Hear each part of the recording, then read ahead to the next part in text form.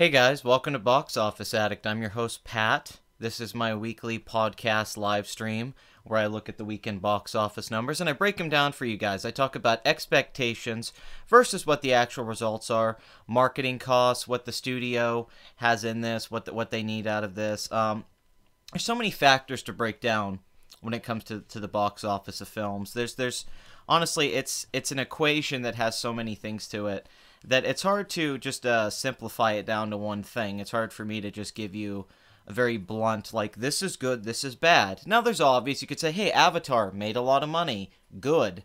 And then you could say, hey, Green Lantern lost a lot of money. Bad. No. Yes. But there's so many factors to what makes a film successful because it's a long-term thing. It's not just the immediate money. It's the impact that this film can have over years, or how they set something up that results in payoff years later. A good example would be Terminator 1, and then Terminator 2 coming out 7 years later. I believe it was 7 years, and then making all that money that it did, which was crazy at the time. So you have to think about those things, and I'm here to just kind of give people a little bit of context that maybe you don't always get with all the different variables that are included in that. Beyond that, box office, what makes this really fun, what I enjoy talking about, is that you kind of see the pattern of things. You can kind of see where movies are going. It gives you a good sign of the times, of what's relevant in just that weekend, that month.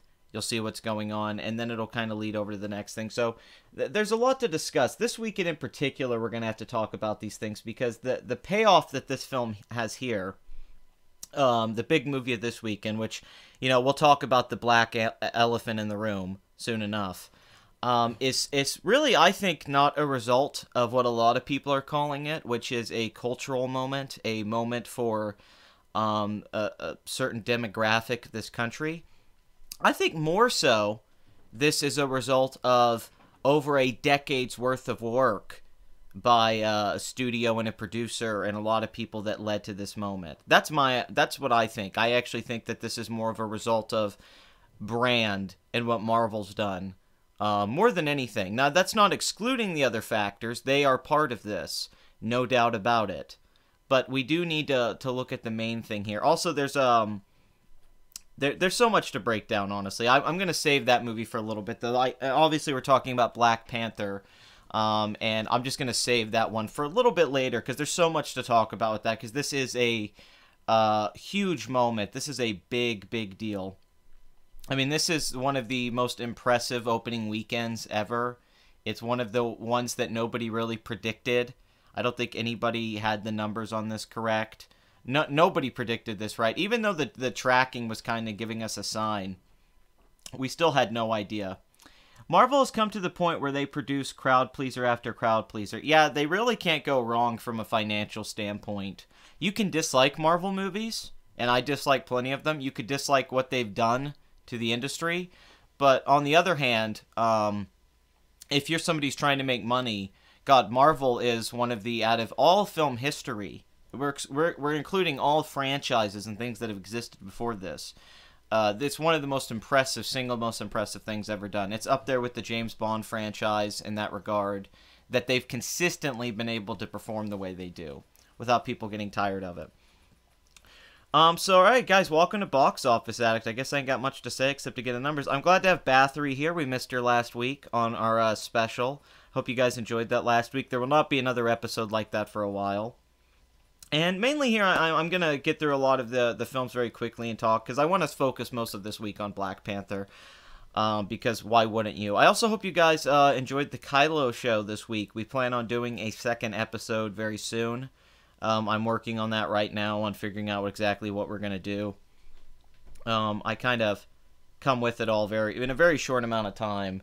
We actually got screwed on that first Kyllo show. See, originally the whole plan was to shoot everything on green screen. And that was definitely the, I've just ordered your game. What game? I have a game? It's awesome. And the idea was to shoot everything on green screen and make it look like we're on the ship of a First Order ship, or we're on a certain planet. And we just didn't get to do that. The lighting wasn't working out. We were losing a lot of the daylight we were relying on. So it didn't work out. We didn't have time management. The guy that I make that with, his work schedule does not match up with my schedule. So it's just, we only have like a little bit of time to shoot these things. We have like 2 hours maybe to get it done, 2 or 3 hours. We don't have 12 hours to figure it all out. So when the green screen wasn't working, we didn't like how it looked. It didn't look bad. It just didn't look as good as we wanted it to look. We said, okay, we're going to just shoot this on location then. And that got a little crazy because I had to slap that together fast. Like, okay, this is the lighting, this is what we're doing. We had to change a lot of the dialogue. So that was kind of a rush job. Oh, okay, Bayonetta, okay, I understand. And that's kind of the issue. It was, we spent so much time focusing on how we were going to shoot it on a green screen that we never even considered not shooting it on a green screen. So when we had to actually go shoot out on, we were like, oh crap. So we went out to a garage and shot and all that. So it's kind of slapped together, but we kind of played that as part of the joke, and we're going to do that in the next one. But hi, Pat. To throw skeptics out of the window, I saw Black Panther, and I found it to be one of the best Marvel standalone films since Iron Man. Safe to say, some. Have you read the article about J.J. Abrams' response to Last Jedi Backlash? Yes, I have. There were lacing issues, and the third act was terrible. I enjoyed watching it, though. I mean, to throw skeptics out the window, I wouldn't necessarily, I mean, you're using skeptic, I assume, like in the skeptic community sense, because skepticism, I think, is something everybody should take part in. Skepticism's a beautiful thing. It's what magic is based on. It was the idea of Houdini, and what a lot of magicians... a proper magician should have is they're showing you how other people can con you. How they can make something look real that's not real. By using things that we know are based in science. They use magnets a lot of the time. But it's an illusion. It's to trick people. But skepticism, the only reason the skepticism for Black Panther kicks in is that it's obvious the film's not as good as the critics are putting it. I've seen the film, and I can say that it's not as good as critics are saying it is, and I'd say the Red Letter Media review captures it perfectly, where Jay says, you know, it's an okay movie, then Mike says, I was so hyped, though. They were saying this was the greatest comic book movie ever. I was expecting some great piece of art, and it's really not this great piece of art, at all. It's not, there's the thing, it's not like a bad movie. I'm not saying I hope it did not go out. Alright, it's back. I got disconnected there for a second. I hope you guys didn't lose too much in the disconnection. Did it go out? I'm not sure. Let me make this a little smaller. Chat a little smaller. I don't know why I got disconnected. That sucks. Hopefully the stream's still going. But yeah, the thing is, though, it's a film that has 88 on Metacritic. And it's got 97% on Rotten Tomatoes and like an 8.8 average with top critics. And I've read almost every review. I mean, I've read 300. It's insane. I've read at least 280 reviews or something. It went out for a sec. Sorry about that. But it was only a second. Okay. And I went to go see it, really kind of half hyped because I really like Ryan Coogler. I think Creed's very good, and I think Fruitvale Station's very good. My full comment got cut off. Oh, I'm sorry that happened, man. But then I went to go see it, and I was just kind of like, you know, this is just like a superhero movie. This isn't any better than most of the stuff that I mean, it's a little bit better than, like, the bad ones or the mediocre ones. It's a better movie than Ant-Man, sure. But that isn't saying much. It's certainly not a great film, and it's not this revolutionary film. It is, in a sense, seeing a cast like this in a big-budget movie with this director. I'll give them that, but... the storytelling, the actual stuff that's in there, because a lot of critics were comparing this to Shakespeare, and they were saying this was great drama and how great the acting was, and that stuff's kind of true, but only a little. It's mainly just kind of a generic action superhero film that's got above average acting and like costume design, set design, and all. The CGI was bad. It was genuinely bad CGI. Which was shocking for a movie that cost $200 million. I don't know a film that has $200 million has such mediocre CGI. But still, you know, that was the main thing. That was what I made that video about. A lot of people got mad. And the video I did, Black Panther, Relevant Masterpiece. And a lot of the people came to me and called me an a-hole. I mean, a lot of black people who watched the video attacked me. and was like, hey man, you don't get this, you're way off. And I was like, I think you missed the point. The video was about me explaining how overhyping this is going to create a backlash and false expectations. That doesn't mean that the film isn't going to be successful, because obviously it is. But the thing is, like, there's already a backlash and a lot of fighting amongst this movie. That shouldn't be happening at all. Oh, the rhinos did look terrible. Was it CGI worse than Justice League? I would say it was on par. It wasn't better CGI than Justice League. Maybe a little bit. In some scenes, yes. But there are scenes that look as bad as Justice League, which is baffling. I don't know if it's that Ryan Coogler never worked with CGI much, so he didn't know what to do with it. I have no idea. It didn't look like a video game cutscene like Justice League. It didn't quite look that bad, but it still looked bad. It definitely was not good CG. It was very shocking. All black cast and all South Korean CGI department. Yeah, no, the final fight looked really bad. I mean, that was just kind of the weird thing. It's like, why did the CGI look so bad? I mean, that was... No critic pointed that out. Every review I read that I mean, Peter Travers gave it 4 stars and said it was a Marvel masterpiece. And I'm sitting there watching like, dude, what are you talking about? There's so many flaws with this. Like, nobody mentions the CG. Like, it doesn't matter. It's like, that freaking matters, man. When there's this much CGI in some sequences, the CGI... And there was always that crap, the trailers, the CGI didn't look very good. And people always say the same thing. They go, well, that's just the trailer. They're not done yet. They're still in, they're still in post-production. Wait till the movie comes out. And sometimes that's true. Sometimes a movie looks like crap in the trailer, and then the CGI looks pretty damn good in the movie. This was not one of those cases. This CGI looks as bad as it does in the trailers, which is insane. I'm glad Chris Stuckman did. Thank God. I know Ralph the Movie Maker didn't like it much, and Red Letter Media kind of gave a mixed review. I don't know. I guess I'll put my review up this week, but am I the only one who favors primarily practical effects? I think a lot of people would like more practical effects in movies. I don't think that's so... I think it's a mix. You got to use practical when you can, and you use CGI. Like a CG background, I don't mind that. That makes sense for some movies, because you need to do that. I hated the part where Leia flew through space using force powers. Yeah, that was weird that Black Panther had that moment where Leia was flying through space. I didn't quite get it. Practical effects are timeless and have some charm to them. Yes, like the Stay Puft Marshmallow Man. It doesn't look aged at all. It still really works. When people say visual marvel, I just read it as some CGI you have seen before. Yeah, I don't know what they were talking about outside of like the production design and the costume design and that. There's some of that's really impressive. And some of the camera work. But for the most part, yeah, it's not this visual. They were all saying it was like Avatar. Or they were comparing it to these big visual, like Gravity or Blade Runner. I kept hearing 2049 comparisons. And I don't know what the hell they're smoking. No way in hell does this film visually look better than I mean, it's crazy. This is not some amazing technical achievement as they're making it out to be. I'm not saying it's a bad-looking movie or badly shot movie, but it's not this... It was not like watching a world-class piece of technical filmmaking. No, not even close. And Ryan Coogler, I think, is a fine filmmaker, but no. That was ridiculous. I was not impressed even in the slightest in that regard. It's like, okay, well, mediocre CGI, mediocre action scenes, and, for the most part, pretty decent cinematography, but nothing that stand out. I mean, it's not...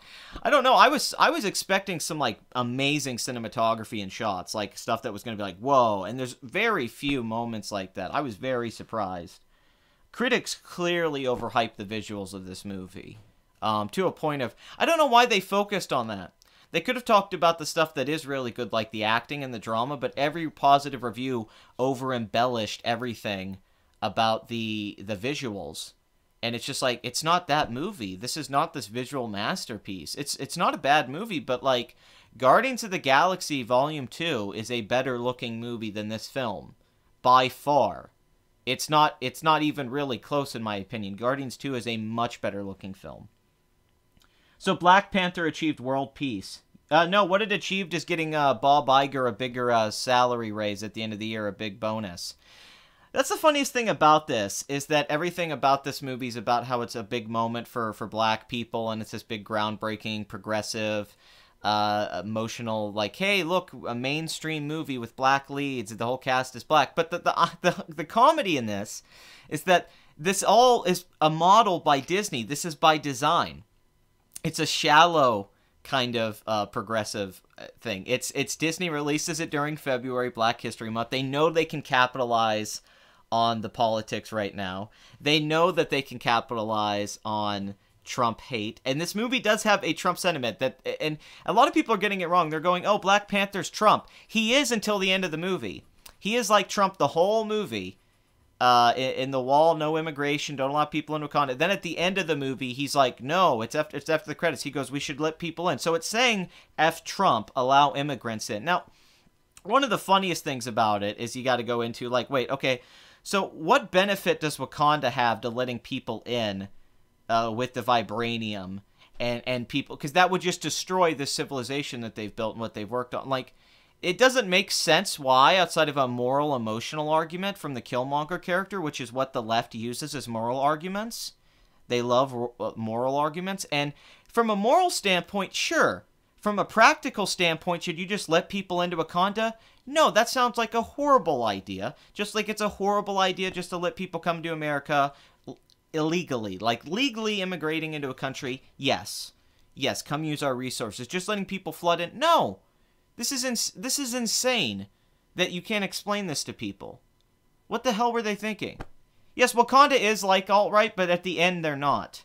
At the end, that's the whole message of the movie, is that he's ignorant and he doesn't know that he should let other people in. And then at the end of the movie, T'Challa, he's all like, hey, we should let people in. That's the whole, it's saying F Trump, like you should allow immigrants and you shouldn't be xenophobic and all that. That's the ending. That's the idea at the end of the movie. There's several ideas and threads being played out in the movie. There just isn't one. I mean, I'm focusing on that. There's several things in the movie that they're talking about. It's not just that. That's one element. But that was clearly the message. But the comedy of this is that this is all going to Disney. Disney set it up this way. Disney did this, and then Disney's going to make all the money. It's a bunch of white producers at Disney, Bob Iger, and they're going to make millions of dollars off of this movie. You're just giving white corporate America all the money off basically pulling a con job on you, and critics jumped on this to back this up. All these critics are like, this is a great moment, and it's like a Ponzi scheme. It's a scam to get the money. It's just using real-life issues and people's insecurities and fears and struggles and the political climate right now to capitalize on it to make more money. That's all this ever is. And it's just giving this rich corporate white America that they hate, that they're criticizing. Who do you think's making money out of this? Bob Iger. That's who's making the money.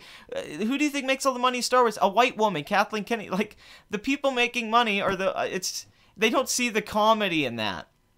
They're using you. They're manipulating you. They're using black filmmakers. They're using the black message. Black Panther. They went through multiple directors. Ava DuVernay almost directed this. F. Gary Gray.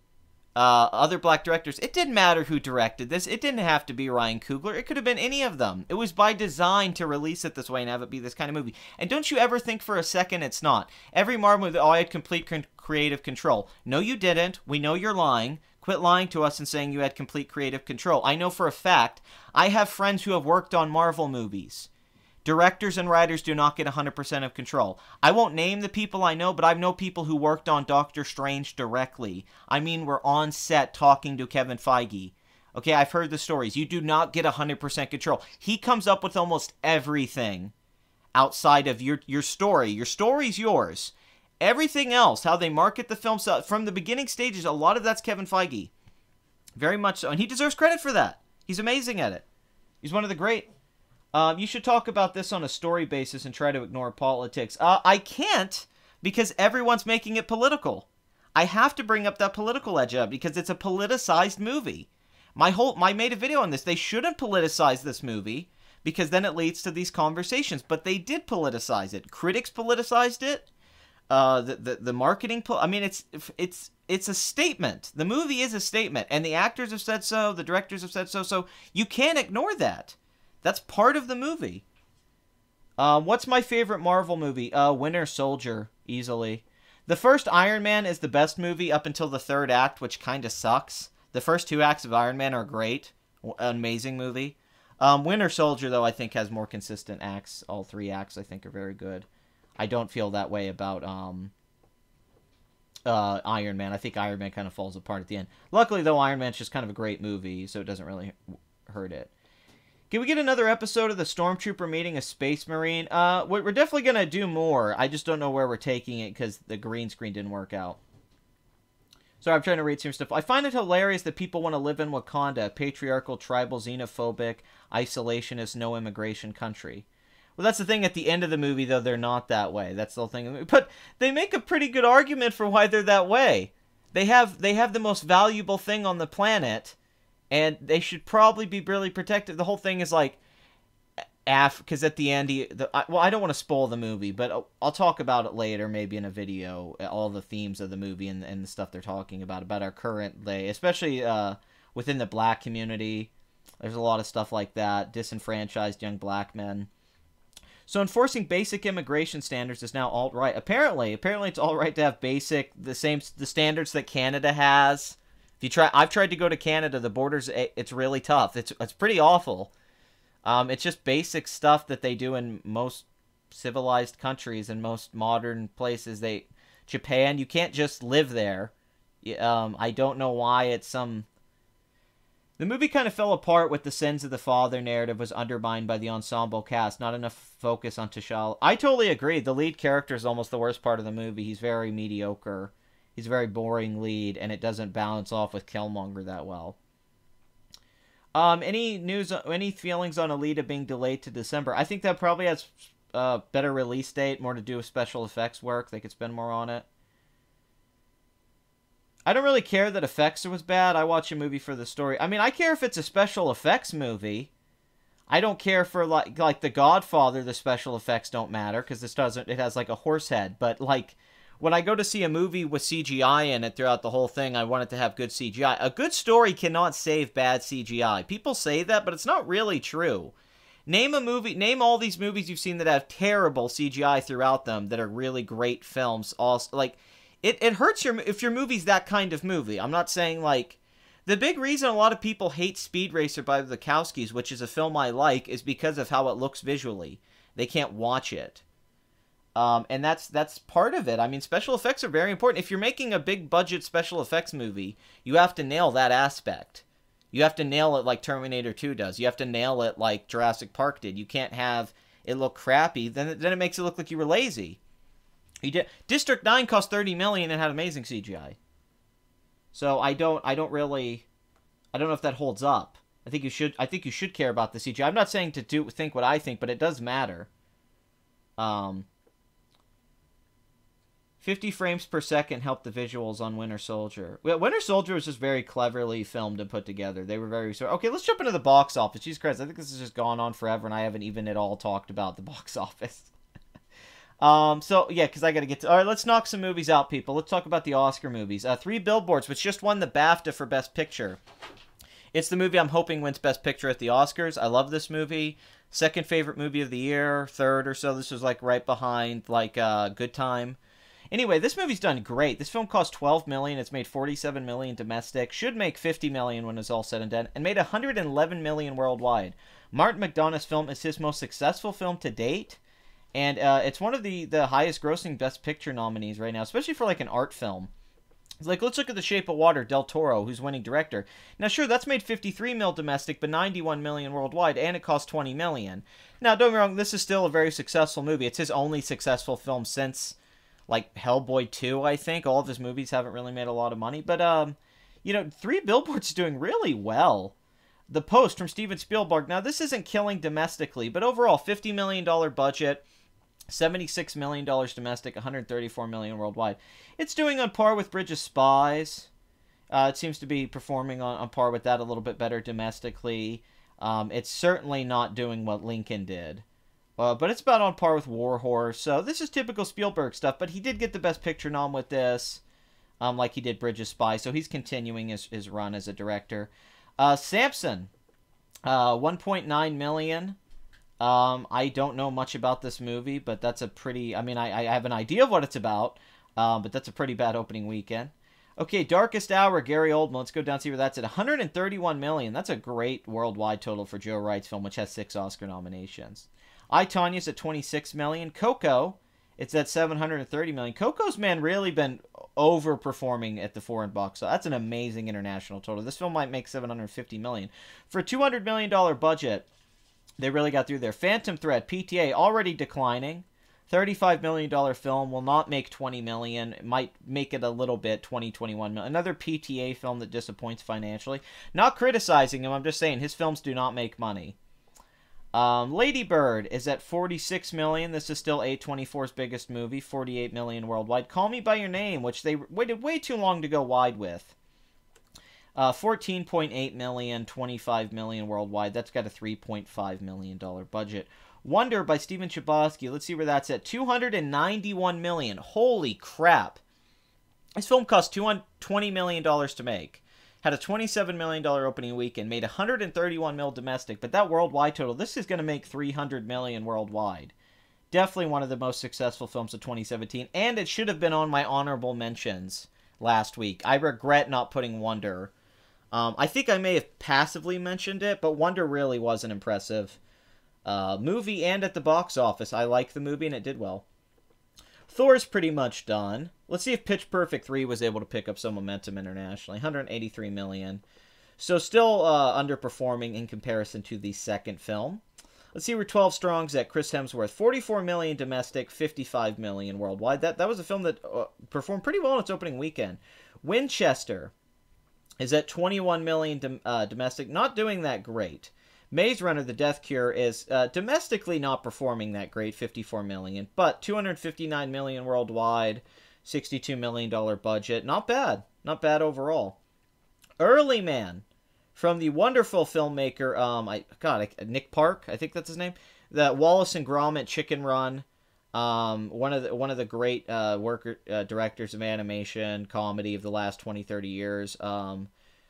His studio's wonderful. This is a bad opening weekend, but that was to be expected. I never thought that this would be...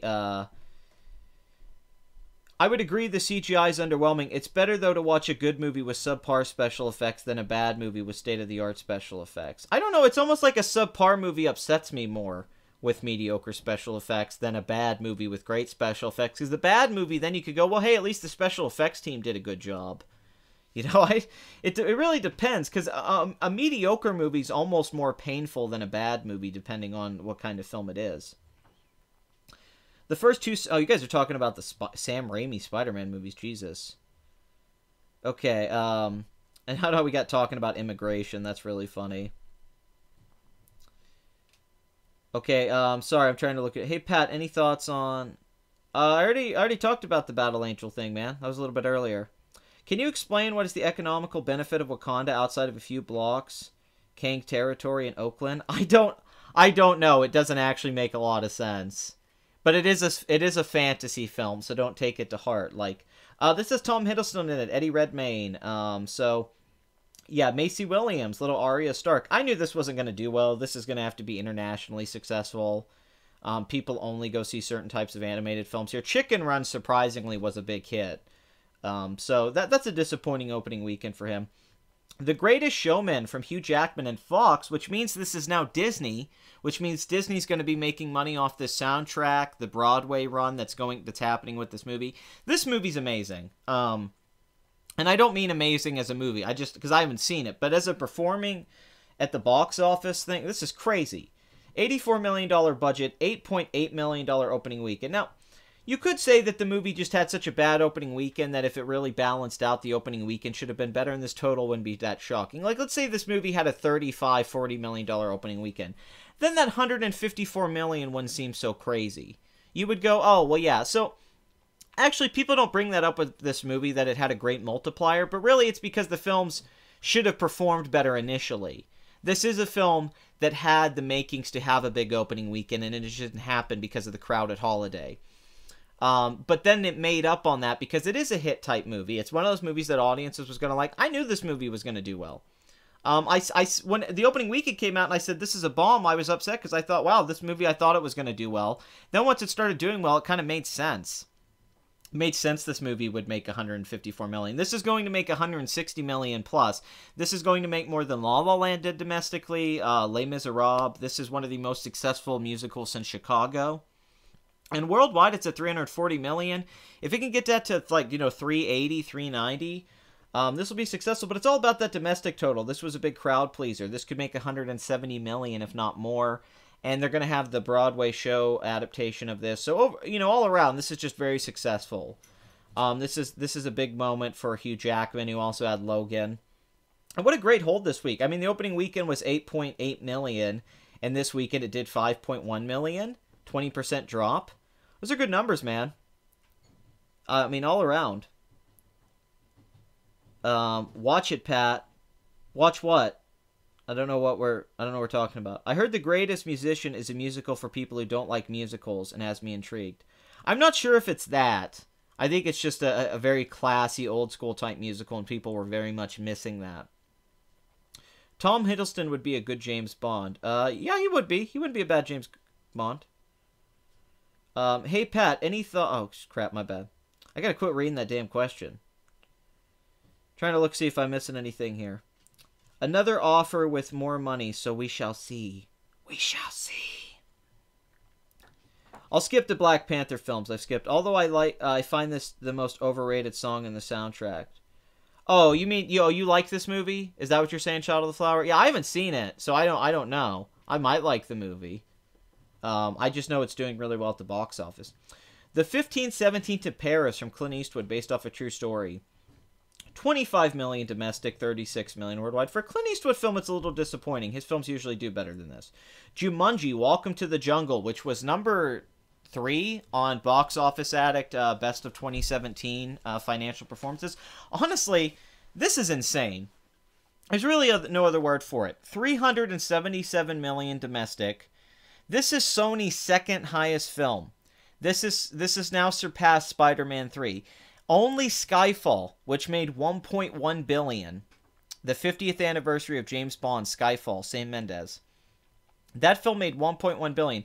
That made 303 mil domestic. It just had a beast international. This is Sony's second biggest movie. If it wasn't for Skyfall, this would be the biggest film of Sony's studio run. Now, that's not adjusted for ticket price. Obviously, Spider-Man made more money than this. But, still, I mean, The Rock, Jack Black, Kevin Hart, this is the biggest movie for all of them, really, when you think of it. Because the Fast and the Furious franchise is a franchise in itself, and The Rock's part of it. This is like their movie. These guys, this is their franchise now. They're going to make sequels. I mean, this is a major moment. That opening weekend was great, 36 million. It was really 50 million with the holiday. But that domestic total is insane. This might make 400 million. It's at 377, and it's still holding great. This could make it to 400 mil domestic. And then beyond that, it's at 900 million worldwide. This film is just 100 million under 1 billion. That's crazy. Are you going to do a podcast? I've been planning on that podcast, but my friend that I was supposed to do the podcast with, Blood Money, we haven't been able to figure it out. It's funny, me and him had 3 separate conversations that were like 15 hours. Like, there was one weekend we talked for like 15, 20 hours straight, and we didn't record any of it. I mean, there was some great stuff in it. And I said afterwards, why didn't we record any of that? Like, these amazing, funny, really fun movie conversations. And we said, God, we got to make a podcast. And the last 2 weeks, I just haven't, not 2 weeks, the last week and a half, I haven't heard from. We just haven't been able to schedule it. So that's been the hardest part. I have somebody to do podcasts with. The podcasts are very good. I love Phantasm, and I've met actors from the movie. Oh, there we go. I've actually met Michael Baldwin from Phantasm. I met Reggie, the ice cream guy. I never got to meet the tall man, Angus Grimm, but yeah, I own the Phantasm. I own all the Phantasm movies, and I've met many of the cast, and I've seen Phantasm in the theater. I love Phantasm. The Rock does have charisma to spare, but yeah, that's basically the answer. It was supposed to happen. Speak of the devil, and he shall appear. I'm just gonna blame Blood Money. It's his fault. Everyone in the chat just be mad at him. It's his fault. I work. I do my show every Sunday, so just yeah, it's his laziness. It's just like Bathory. She's so lazy. It's just so upsetting. But 904 million worldwide, that's crazy on a $90 million budget. This is going to be profit king. I mean, you could make the argument the sequel could make $1 billion. The frickin' third Jumanji film could make $1 billion. What the hell? I mean, that's crazy to me. And this is the only movie Sony came out with outside of Spider-Man, which Disney worked on. This is the only film that Sony has that competes with Disney. This competes with Beauty and the Beast, Star Wars, Marvel films. This is box office that's good enough to notice. And it's a franchise. This is the most successful thing Sony's done in their own studio without any help in years. Maybe ever. This might be the most successful single thing Sony's ever pulled off in a lot of ways. Maybe outside of Sam Raimi's Spider-Man. Impressive. There's really not much more to add to it. It's just I've been saying the same thing every week. It's this monstrous, groundbreaking, overperforming beast of a movie. The Rock is great when he's allowed to be funny. Always blaming the Jew.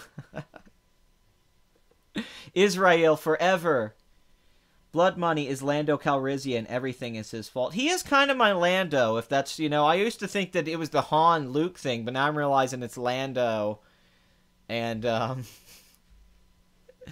it's Lando and I'm Han. That's what I'm starting to figure out.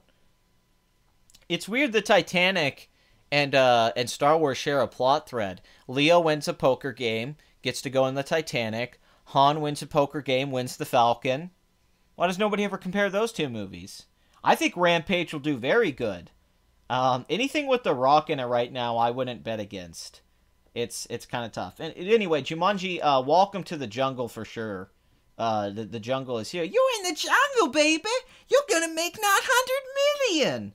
Doom, doom, doom, doom. 50 Shades Freed. $55 million budget from James Foley, the director of the great Glengarry Glen Ross, and At Close Range, which is an underrated little movie with Sean Penn. Also the great movie Fear, which is a so bad it's good movie with Mark Wahlberg. This is one of the greatest bad movies ever made.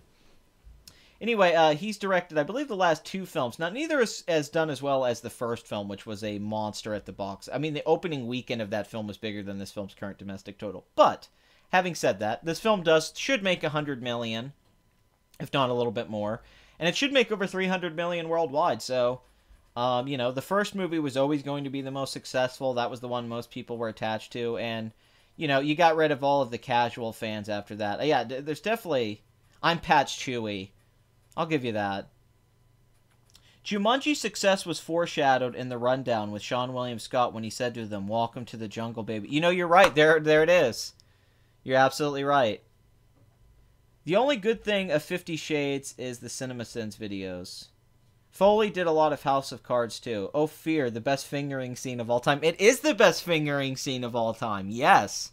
It's got a great third act. Oh, my God. Mark Wahlberg cuts the dog's head off. It's amazing. He goes to their house, and the dad's like a security guy. He's a security expert. And it's William... God, I can't believe it was the guy from CSI and Manhunter. God, I love him so much. He was a great actor, and then he got stuck on CSI for like 12 years. William Fincher or something? No, he's not William Fincher. That's the guy that's in Dark Knight at the beginning.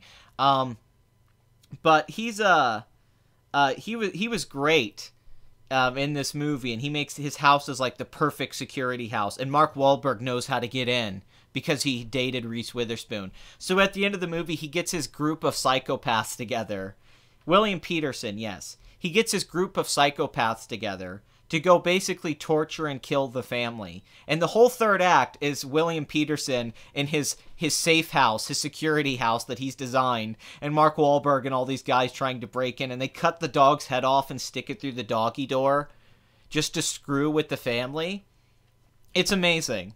I mean, how do you come up with that stuff? How do you come up with that stuff? It's genius. I saw it as a kid, and I watch it now, and it's amazing. He fingers her on a roller coaster. He follows her into a bathroom stall and says some stuff to her about how she misses the feeling of him. And the great thing, Blood Money, there's that scene where he kills the Zach Braff looking guy. He follows like her nerdy friend home, who clearly has a crush on her. It's an amazing scene in the woods. It's just so good. Mark Wahlberg hits his chest over and over again until there's a bruise. He gives himself a tattoo. Amazing. Sounds like Jumanji is more likely to be a franchise than Atomic... Oh, yeah, Jumanji is going to be a hell of a franchise. The next movie could make $500 million. It could be a big drop. It wouldn't matter. This movie performs so well that anything they make after this is just butter. There's no way Sony knew this movie was going to make this kind of money. I bet the top estimate Sony had was like 400 million, if not 500. But, oh, I would love to see Fear 2 in John Wick's house. That's a good idea for a John Wick movie. It's just John Wick in his house. The whole movie's his house. It's Night of the Living John Wick. He's stuck in the house. All he has is like one gun, and he's only got like 15 bullets, and he's got to make them last over a 90-minute movie. And he's stuck in the house, and there's like 100 guys trying to get in the house, and he's like, all right, let's do this. It's Die Hard in a house. I'm all for it. He kills him, and it's never addressed. No, it's amazing. Yeah, he just kills this guy. He just kills her friend. He follows him home from school and just murders him in the woods. Nobody brings it up. It's not in the paper. It's not a big... The cops don't investigate it. It's not like Mark Wahlberg did a good job of covering the scene up. It's clear that they would be able to get some kind of DNA evidence. He doesn't even hide the fact he does this stuff. He's openly a psychopath. He doesn't hide it at all. He's very clear about this, that he's crazy. You say that, my boy. Let's hope Sony doesn't F up the Jumanji sequels. Oh my god. See, Sony dropped the SJWs and you're back on top. I mean, it's not like... I mean, Ghostbusters had a lot more problems besides its social justice aspects. Just hiring Paul Feig in general was a bad idea. Die Hard in a house or Grown Up Home Alone? I guess, yeah, the ending of Skyfall with John Wick. That's a better... Yeah, Home Alone. The ending of Skyfall, but with Keanu. This is my house. They won't take it. I won't let them. I guess I'm back. And then he just blows them the hell away. Oh, man. God, Keanu Skyfall. It's a better movie. Just imagine. You know, like when Javier Bardem's like trying to touch Keanu's dick and then Keanu just grabs him by the head with his legs and breaks his neck. The movie halfway in, he kills the bad guy. You shouldn't have done that, bro. Oh, I love John Wick. I love it. I want the Stars TV. I love that they're doing a TV series. Yes. Yes. Yes. John Wick every week. Please put some more gold in my Cocoa Puffs. Yes and yes. Here's the thing. John Wick, I don't care. It's like, oh, the third movie, the series will ruin it. No, it won't. You morons, whoever says this. Every week, a big budget John Wick, like 45-minute action set piece and bottle episodes with Keanu. Why wouldn't you want that? I want that. Hell yeah, I want that. Do I want the single greatest action show of all time to be on TV? Yes. Yes, I do. Marky Mark and the Funky Bunch just go around murdering people. Only a caring father can stop them. And yeah, he doesn't even use any CSI stuff. It's all security systems and stuff like that. There's a great moment. She's like, he knows the code, Dad. And he enters the code in. And Mark Wahlberg gets that scene where he yells, open the effing door. God, it's good. It's not going to feature Keanu. It's about the hotel. No, Keanu's is in the TV show. That's been confirmed. Keanu said he's going to be in the John Wick series. That's what I've read everywhere. That was what was on Deadline and like Hollywood Reporter and all that, was that Keanu Reeves is in John Wick, the series. Even that, though, putting it in the hotel with different assassins, that's a great idea. Like, who the hell doesn't want John Wick every week? I can't see the logic here. I can't see how it's a bad thing at all. How there can't be, like, every week watching John Wick kill people. You cannot go wrong there. The formula is figured out. They have it down to a damn science. No one won't, you morons. Pat's turning into Ben Shapiro. Okay, folks. Come on now, folks. My wife's a doctor. My wife's a doctor, folks. Come on, folks. Come on, folks. It's pretty crazy. What, is it my fault that you gave up your economic leverage? I'm just trying to teach my child here economic leverage so he knows what to do in a free market. Come on, folks. Is it going to be on Netflix? You can expect to see him at some point of the series. Well, that means he's in the show. If Keanu Reeves is a major actor, if he signed on to be on the show, that's pretty impressive. If he signed on to come onto the series. I mean, he's a guy that gets paid millions of dollars to be in a movie, so the fact that they got him, that's impressive. It's not like getting Bruce Campbell to do Ash versus the Evil Dead, because of course Bruce Campbell agreed to be in Ash versus the Evil Dead. If they were able to get Keanu to even show up for a few cameos, that's impressive. And the John Wick universe is just awesome. And it's not just Keanu that makes John Wick work. It's John Wick, the idea of it, that works. The universe they've built, the way they do the action scenes, the choreography. But I don't see why Keanu wouldn't be on it every once in a while. It would honestly, especially since it's all going to tie in and they're kind of building the John Wick expanded universe. I mean, this could be the Daredevil. It's in the Marvel. You know, like how Daredevil has those awesome action scenes. This could be like an awesome action show that kind of explains how John Wick got to here and how a lot of the... I'm very excited. I couldn't be more excited. Oh, Bill and Ted 3's been my dream forever. That's never going to happen. They just keep teasing us, Bill and Ted 3, and I've accepted it's not going to happen. Okay, people. All right, folks. Let's check out the box office, but before we do that, let's talk about a sponsor here real quick. Blue Apron, people. I love Blue Apron. I use this every week. I love getting a meal. It's great. They give you the stuff for the meal. It's awesome, folks. All right, gang? We need to do that, folks. I mean, it's really financially suitable for if you can afford it. You know, you don't have to spend the time going out to the grocery store and buying a meal. You don't have to worry about what you're going to cook. They just give it all to you there in the instructions, and they give you all the food too, folks. So please support Blue Apron, folks, here on Daily Weiler. Pat, what is your favorite bad good movie? Oh, that's unlimited. I have no idea. There's so many. Recent times, I find God's Not Dead to be a wonderfully good bad movie. That's one of my favorite movies ever. I can expect is actually the second one is also great. I saw the second one in the theater and had a wonderful time. I haven't had more fun in a theater in the last decade than I did at God's Not Dead 2. I especially love at the end of the movie that the whole trial is about proving if Jesus existed or not, and thus proving God, because they have to prove the resurrection, and they win. They win. They go to they go to the Supreme Court and have a trial about proving that God exists, and they win. They win at the end of the movie. How's that not amazing? I was in the theater clapping, and I'm not like being funny here. I was legit clapping. I loved it. And the first one's also amazing. God's Not Dead is wonderful.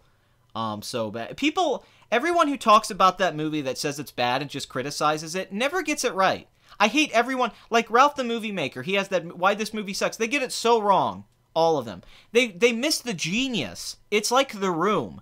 There's so much comedic gold in that movie. So much comedic gold. Like when Kevin Sorbo gets hit by the car and goes flying at the screen, like John McClane in Die Hard 2, when he gets blown up in the stupid scene where he goes 30 feet in the air. It's amazing. I know they're making God's Not Dead 3, and I'm excited. I saw God's Not Dead, and I loved it. I loved it. I laughed the entire time. I have a review up for it on this channel. Go back. I'm so happy. I'm smiling the whole video. I had such a good time. I mean, it's a movie that I said if I was being objective, I'd give it like a D, but I gave it an A because I had such a good time. It was so good. And the sequel's like amazing because they elevate the stakes of it. They argue in this universe that God exists and like there's angels and these people are like touched by God. It's wonderful. I love everything about it. And people are like, oh, it just sucks. It's Christian propaganda. They don't get, like, because of that, it's amazing.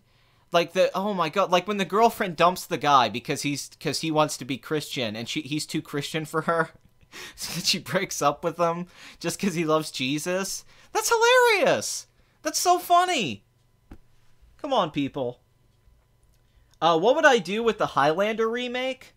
I would remake the first movie exactly and take out all the stuff that doesn't work. Because I love the original Highlander. There's just stuff there's some cheesy lines, some bad scenes, some bad moments. But the main storyline of Connor McLeod being also I would actually cast someone who's Scottish probably, but a guy actually starting off at being Scottish and he's back in the day, and you're getting these flashbacks to his life while he's living in the current day, and he's an ancient warrior. And he fight, because they're actually not called Highlanders. He's a Highlander, but they're immortals. But he has the sword fight at the beginning in a parking garage. That's awesome. That's freaking awesome. And there's a quickening. They all get summoned. They're basically like Jedi. They have the Force. And I think you could do, especially, I would honestly maybe even change the rule with the swords. I would maybe even include that they can do certain things. Like, it would be kind of cool if there was one character, they all had different weapons. Like, what if one guy has a sniper rifle and he just blows your head off? But then there's another guy and he uses, like, drones. And then there's another guy. Maybe McLeod does use a katana, but he's, like, got... I don't know. I think there's different things you could do with it. You could make a... You could have people get decapitated in more creative ways than seeing them get their head cut off.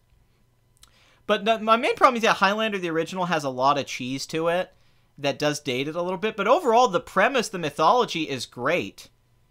And it was actually a very good foundation for a series. Highlander 2 just ruined it and everything after that. But the original premise is still pretty... Problem is the movie's very self-contained at the end because he becomes the immortal and he knows everything at the end. So where can you take the sequel? He's supposed to be... He's basically Jesus at the end. He can do... You know, he's the hand of God, whatever God exists in this universe, in the Highlander universe. But... I don't know. I think you could do, like, if you did raid act, I'd like to see some cool katana fights, sword fights. I think putting it in the 2000s, you could, yeah, there really wouldn't, cell phones would definitely make it a little odd, because when people start to figure out that this guy's, you know, young, you'd have to write that into it as well. So, it's, I have a feeling the guy from Outlander might get cast in a remake of Highlander. He's the Outlander, why not make him the Highlander? Conor McGregor is Conor McLeod. Yes! Please. So a live version of the Highlander. Basically, yeah, that was a pretty good... I like the anime. That was pretty good. I expect for God's Not Dead films than Rock. Yeah, I'm so excited. Yeah. I get so excited for God's Not Dead films. Oh, Thomas Jane in a Highlander? Yeah, because he looks just like Christopher Lambert. It's the same person.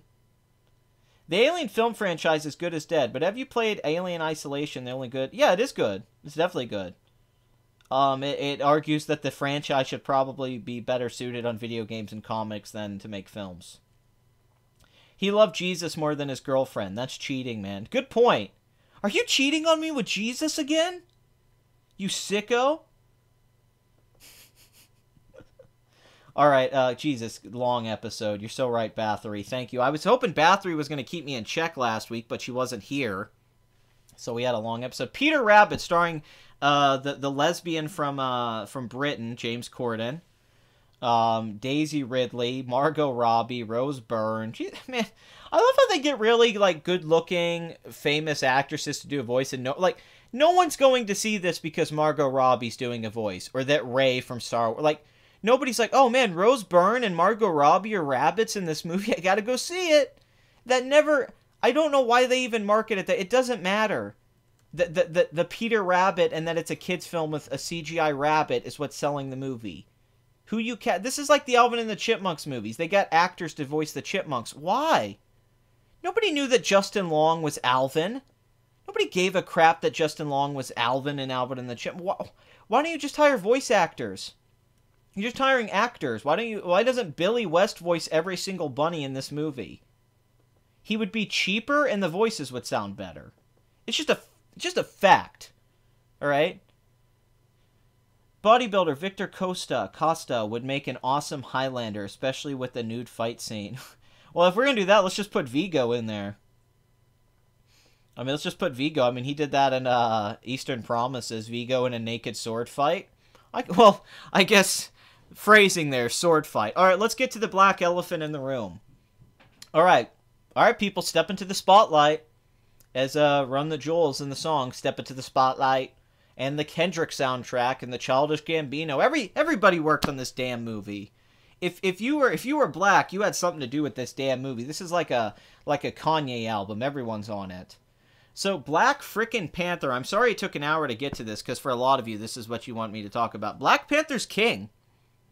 What can I say? Wakanda forever. I was wrong. Every box office analyst was wrong. I famously have said that when this was tracking ahead of Civil War, which opened to 179 million, which was a hell of a good opening weekend, by the way.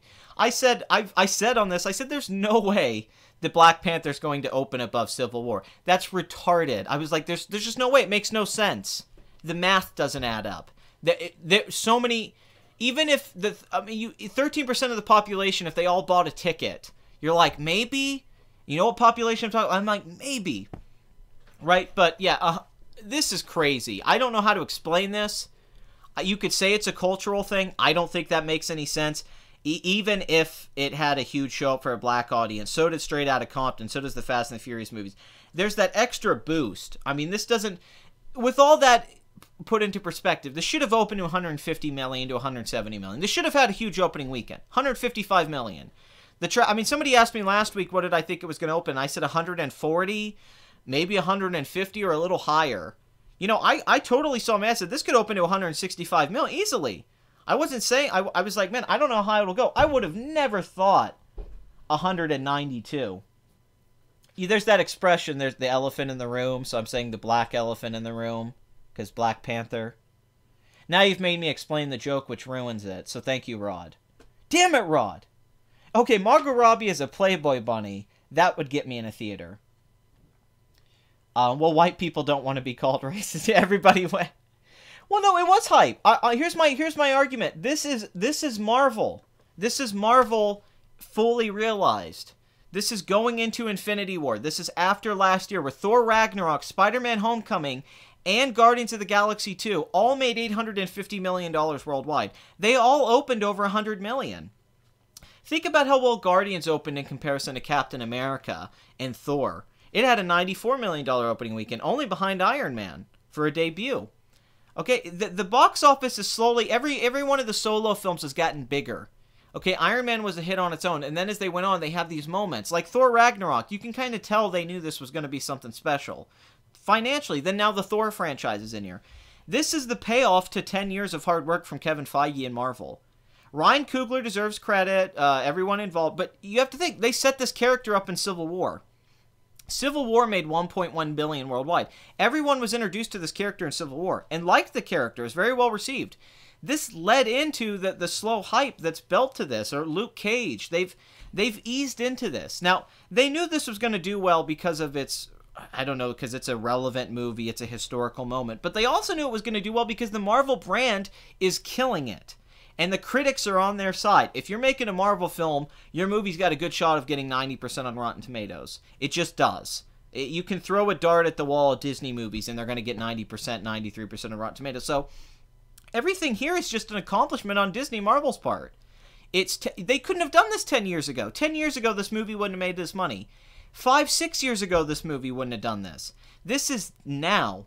This is years of building up to it, getting the brand recognition. They made this an important movie, not just for a certain demographic or for people that always wanted to see this character brought to life. Kind of like Wonder Woman. Wonder Woman didn't have a big marketing push and then had an okay opening weekend, $103 million. Then it performed great. This is a thing where everything they did from marketing, producing, waiting to release this now, everything they did was the right decision. There wasn't one bad decision made from a financial standpoint with this movie. They did everything right. They knew this. Honestly, it honestly makes the argument that they jumped gun way too quick on some of their characters. Maybe they should have done a Daredevil movie. Maybe they should have done a Luke Cage movie. Maybe they should have done Jessica Jones as a movie. Because really, when you think about it, Daredevil's a TV show, and the TV universe is falling apart. Okay, people did not like the Defenders. Okay, and the Defenders was kind of a big fall apart. Like, outside of Daredevil and, like, the first half of Luke Cage and that. But really, you could say, like, yeah, why didn't they make the Quentin Tarantino Luke Cage movie that cost $80 million? Why didn't they make the Daredevil movie that would have been awesome with those raid action scenes? Why didn't they make... They kind of screwed up.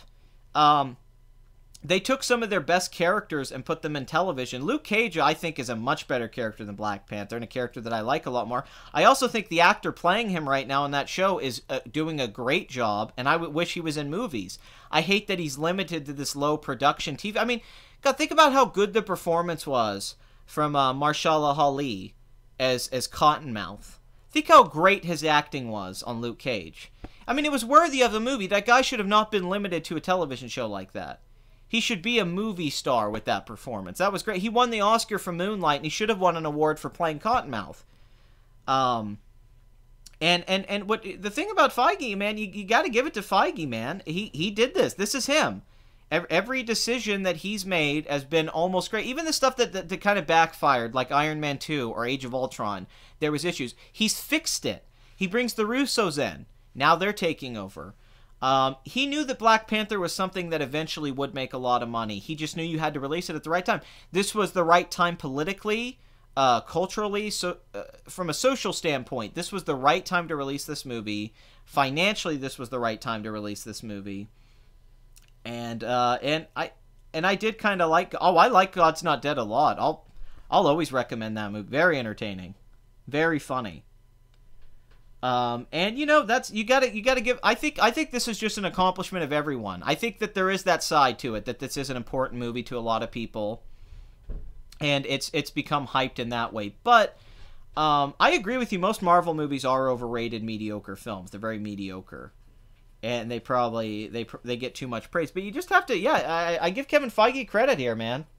I mean, he's a genius. He's a genius in this way. He's up there with George Lucas, Steven Spielberg. He's one of the greatest producers of all time.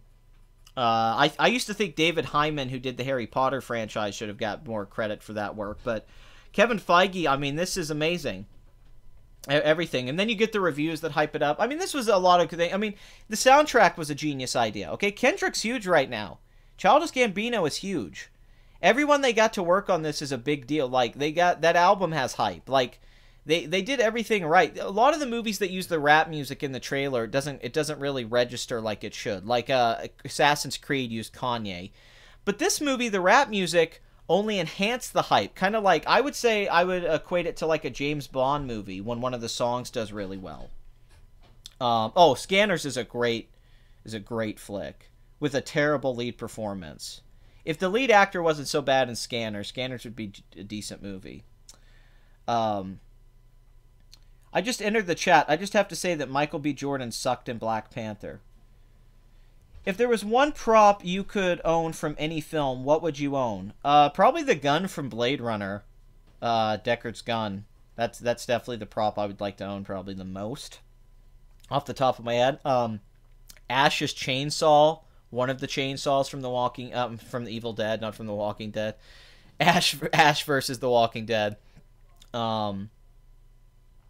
The problem with Scanners is good. Yeah, it's only for the lead performance. Really, the lead actor in Scanners is terrible. He's really, really bad. I can't even remember his name. He was so bad. But excluding him, Scanners is pretty good. The Black Panther soundtrack will date the film. Hip-hop changes and evolves. I don't disagree, but it's a great in the moment. Like Space Jam. The Space Jam soundtrack, 6 million units sold. They had every big artist on it. It was a huge soundtrack. Like, this movie's gonna sell a lot of merchandise, and this movie's gonna sell a lot of albums. It's gonna have songs associated with it. It's kind of like a James Bond thing. Everything worked out. They got an actor that wasn't, because a lot of the James Bond actors, they weren't like, they're not like some guy that's already been a major lead in a bunch of movies. Some of them have been that way, but like Daniel Craig wasn't this big name, all right? Even Sean Connery wasn't a huge name when he first played Bond. Roger Moore was probably the most famous guy who got cast when he got cast, because he was a TV star that people knew. But that's what's really impressive about this is that, the music. I think Scanners holds up too. I really do. I like Scanners quite a bit. So yeah, you got to think about Space Jam. Space Jam, how they use that soundtrack. The Crowe really benefited from its soundtrack back in the 90s. And that's where a lot of this is leading up to that. They picked popular artists. They picked a character that had gotten very popular. He's still Black Panther comics still do very well. He's really a popular character. So everything. I think I saw that Criterion had it. What, for Scanners? I love the first Timothy Dalton film, The Living Daylights. I actually think that's like one of the top 5 James Bond films. I do not like License to Kill. It's a fun like Miami Vice episode. How crazy is it that the Alien franchise can now? It's not now. It is owned by Disney. Did Brown Bunny kill Vincent Gallo's film career? His career was already dead before he made Brown Bunny, man. That was already. Boys in the Hood, yo. Either they don't know, they don't show. Either way, nobody cares about what's going on in the hood. I want to own the rocket pack from the Rocketeer. Good choice. Good choice indeed, my friend. I want the DeLorean from Back to the Future. Why, so you can drive a crappy car? But do you think we'll get another great Cameron Crowe movie? That question breaks my heart. That breaks my heart so much, because I honestly think no. I don't think we'll ever get another great Cam. Aloha was awful, and then he did that show Roadies, which I was so excited for. Luke Wilson, him doing a show with Luke Wilson, and it's a cable show, and it's about roadies. Yes, please. And it's so bad. And it just kind of confirmed that Cameron Crowe just doesn't have it anymore. In particular, as a writer, he doesn't have it anymore. It's not even that he's really a bad director. He's still pretty good at directing. Like, I don't think his movies are badly put together, and they're not poorly acted. But man, he can't. It's just the scripts. They're all messes. And it's very generic. We Bought a Zoo was a generic movie, not a bad movie. But yeah, his Aloha's really bad, and the Roadie show, I don't know. I mean, he's still young enough. He could make a good movie. I don't like Pierce Brosnan either. I don't think he was good at all. He's a better actor now than he was then. I like him now. I didn't like him back then. He just did his Remington Steele thing. He plays Bond in his films like a TV actor. He does not make it cinematic. His Bond is so television. I'm hoping Ready Player One's good. I really do. I think the recent trailer to Ready Player One was pretty good, and it made me the most optimistic about the movie. And there's always this hope in the back of my head that Steven Spielberg's going to do something special. The fax machine from Office Space. That's a great... Yeah, let's do that. All right, so Black Panther, man. Well, $192 million opening weekend. And with the 4-day, they're predicting 215 to 220. So basically, this is only below the Star Wars The Force Awakens, then it's The Last Jedi, then Jurassic World, and The Avengers. So this film was opened as well. It's in the range of an Avengers film, the Star Wars franchise, and a Jurassic Park sequel. This is that good of an opening weekend. This is one of the most impressive opening weekends of all time. I'm saying, and I'm not a big fan of this movie totally, but I'm going to give it this. This is one of the most impressive opening weekends ever in the history of movies. This will be looked at years from now. They'll study this and try to recreate the success of this. But this is how, like Guardians of the Galaxy, build new hype. This added another dimension to the Marvel hype train. Just like every few years they do this. Marvel just keeps growing. Nobody brings this up. Marvel doesn't really decline. Sure, they haven't had a movie reach that $1.5 billion that the Avengers made, but they don't need to.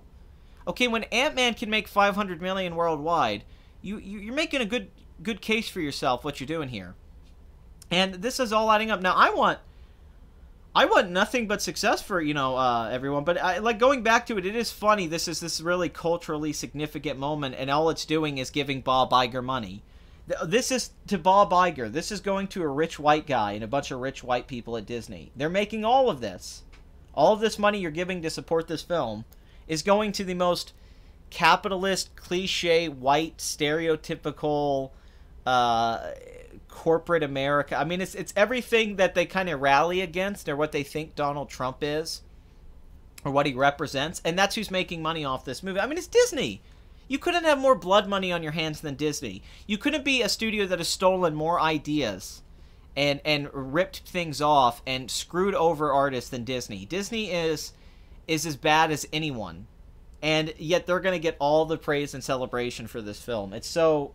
That part's kind of ridiculous, but I guess that goes with the territory. Marvel may turn into Nintendo. I mean, it's just branding, man. Branding's so important, and people they overlook this so much.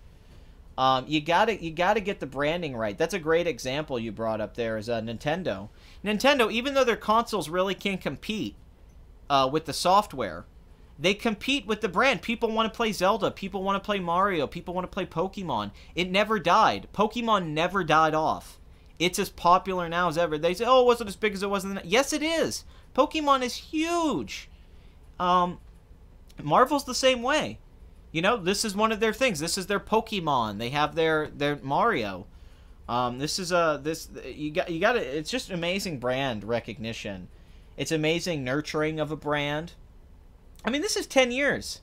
Okay, Iron Man came out in 2008. This is 10 years, and this is $192 million. I mean, it speaks for itself.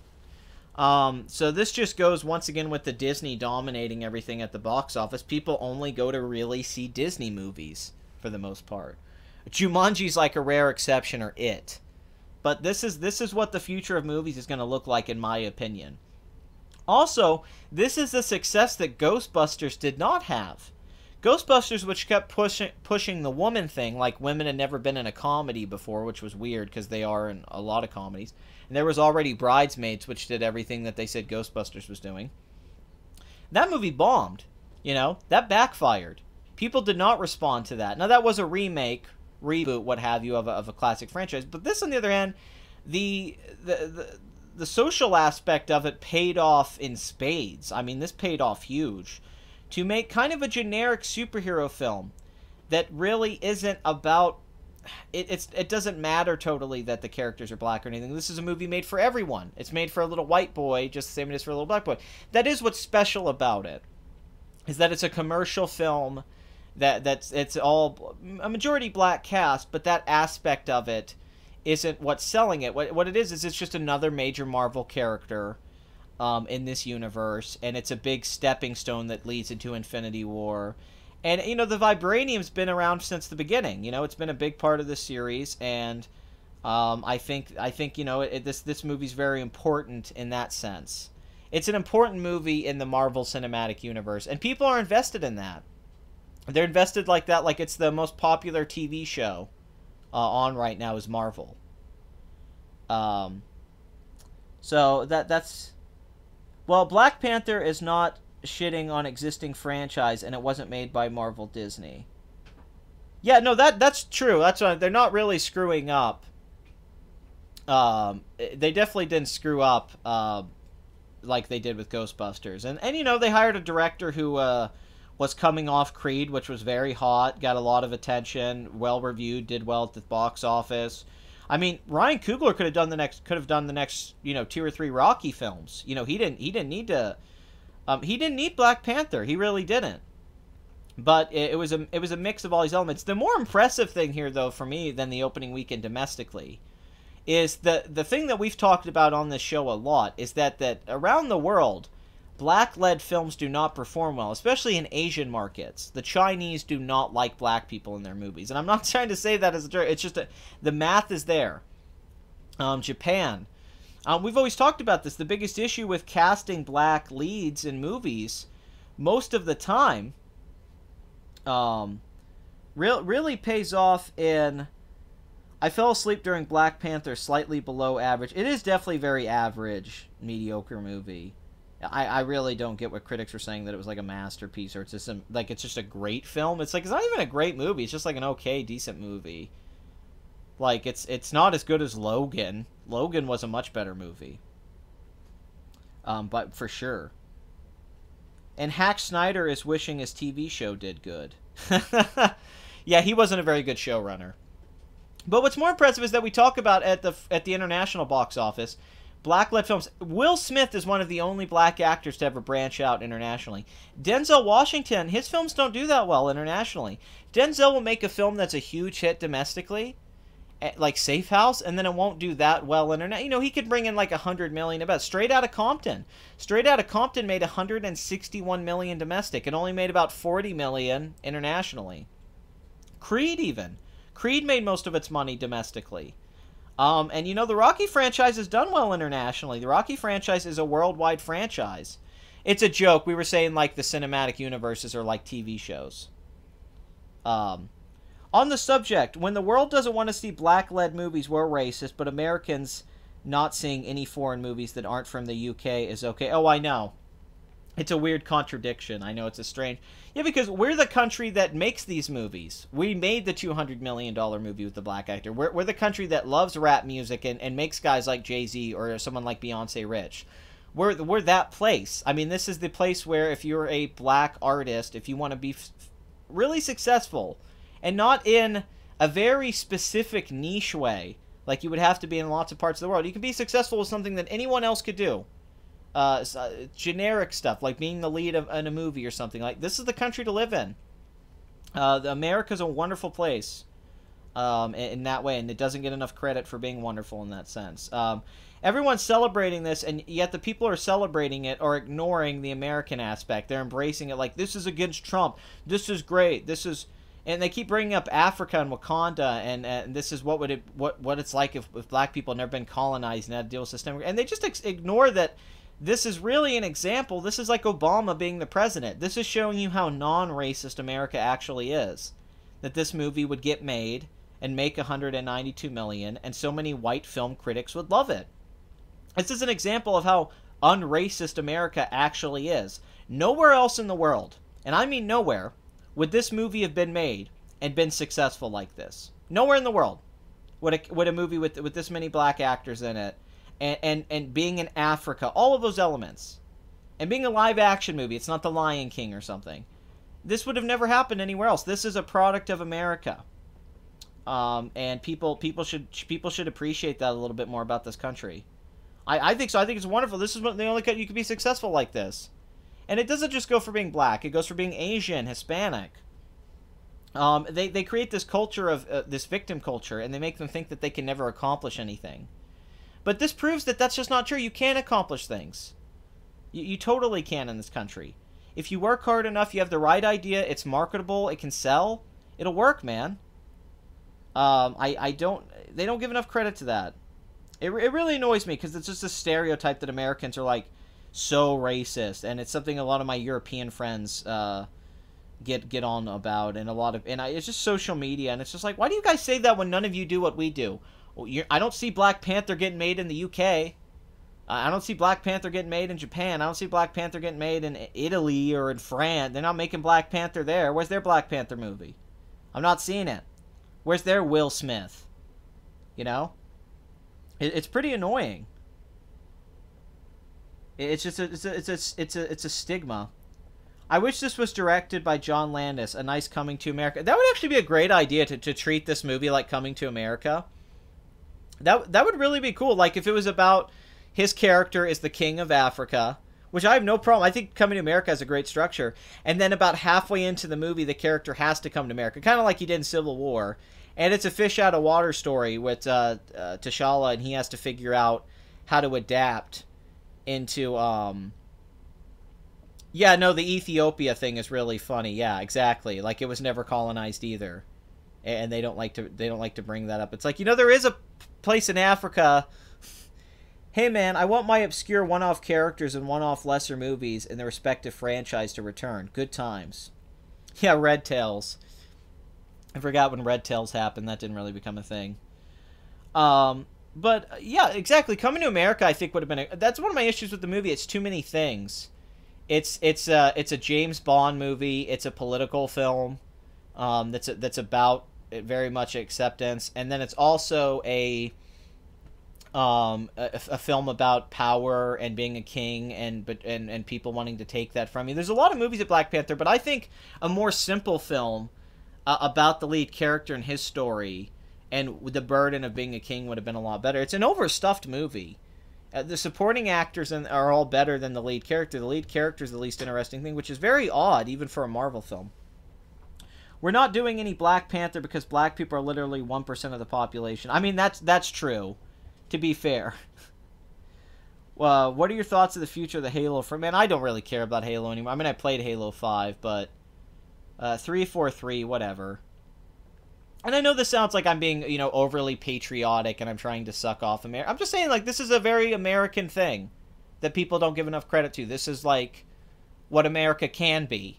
And people think it's not sometimes, and they kind of forget that we have made progress. And we don't live in the, you know, it's not the Civil War. It's not even the 20s or the 40s or the 50s. Things have changed. And it's nice to see a little bit of some proof for that. And be like, look, okay? Okay, white people don't have an issue with black people so much. Look how much money this movie's making. Okay, stop this myth that you're perpetuating. But internationally, we know that this has been an issue. They've had a hard time marketing films in other parts of the world because of this. They take black actors out of posters because of this. I shit you not. This has happened more than once. And like I said, Will Smith's one of the only guys who ever broke out. Like, he's got a big international pull because he was in Independence Day and Men in Black, and those were really big movies. So that just kind of carried over his whole career. But this film is really proving the strength of the Marvel brand, because 169 million foreign is a great opening in 48 markets. I know the film hasn't opened in China yet, so we'll have to wait and see. But I think this could do well in China. I think people don't understand that. It's just, I think there's a way to sell a movie with black leads in other countries and get them over that hump that they have. They're not used to seeing black people in movies, and they're not really used to just being around black people a lot. So it's a novel. I think there's a way around that. And this movie proves it. That there is a way around that. Even the Blade franchise never did that great internationally. Watching them run South Africa into the ground is hilarious. It has to be a science fiction story for an African country to have some semblance technology. I mean, it definitely is fantastical. Yeah, no, they did. China did take Finn out of the Force Awakens posters. That is very true. But you know, like I said, this is impressive because the thing is, we all knew this was going to do well domestically. Everybody knew this was going to open over 150 million. That was just a fact. That was settled. Now it did overperform. I didn't think anyone thought this would open to 200 million, but okay. But internationally, I mean, that's a great opening. That was my biggest fear, was this going to bomb at the foreign box office because of that element. Just because of history, this is a pattern we've seen now for cinema, especially considering that blacks in lead roles is a very modern thing. I mean, I know there's Sidney Poitier and all that, but consistently, it wasn't that common. Even in the 70s and all that, in the 80s, there wasn't that many. You know, you had your Eddie Murphys, but that was an exception. It wasn't common. So all those factors considered, it's impressive this is doing so well at the foreign box office. You have to assume this film could make $1 billion. I mean, the last comic book film to do... Also, how nice is it, despite the whole Wakanda was never colonized, the only reason they succeed is because of... Oh, yeah, because of Iraq, yeah. The Last Jedi in China is pulled from the movie theaters. Yeah, it didn't. Yeah, but that's just because Star Wars doesn't have any brand recognition. That's what it is. Marvel does have brand recognition in China. In China, they do like Marvel movies. Colonies weren't allowed to trade slaves. Just kidding. When West Indies traded lots of slaves, Wakanda was wise to hide. Oh my god, this is going to get demonetized so bad. They didn't take Finn out of the posters. He just didn't show up for work that day. Oh my god. Oh my god. You guys are ridiculous. You guys are so bad. You're all just a bunch of shitlords, I swear to god. But internationally, this is great. So, let's say 192 million opening weekend. Now, this is front-loaded. There's no way this won't have a big second-week drop, just because this is an overperformance that happens. This way overperforms. So, this could have a 60% drop next week. And that doesn't mean that's a bad drop. This is just, it just did too well on opening weekend. Everything worked out, the 4-day holiday. So, next weekend, I could see a 60% drop. But let's say this film, I think the last superhero film was about 450 million that reached that was Age of Ultron. And no movie's reached that since. So, let's say this film can reach that total. Let's say 400 to 400 million domestic. Maybe more. Maybe this can make 500 million. It certainly has the opening weekend to do so. But let's play conservative here. Let's say 430, 450.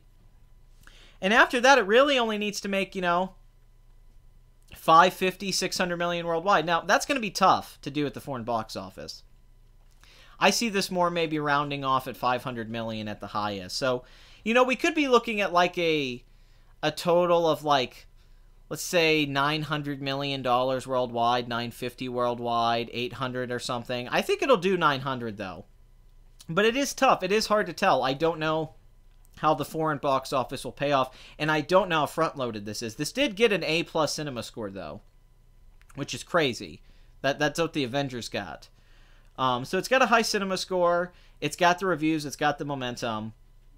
But it's still going to need that foreign box office to reach like $1 billion, because $1 billion would be the goal here after this opening weekend. It doesn't need to make $1 billion, but that would be the most impressive thing to say, hey, look, this is the debut of this character.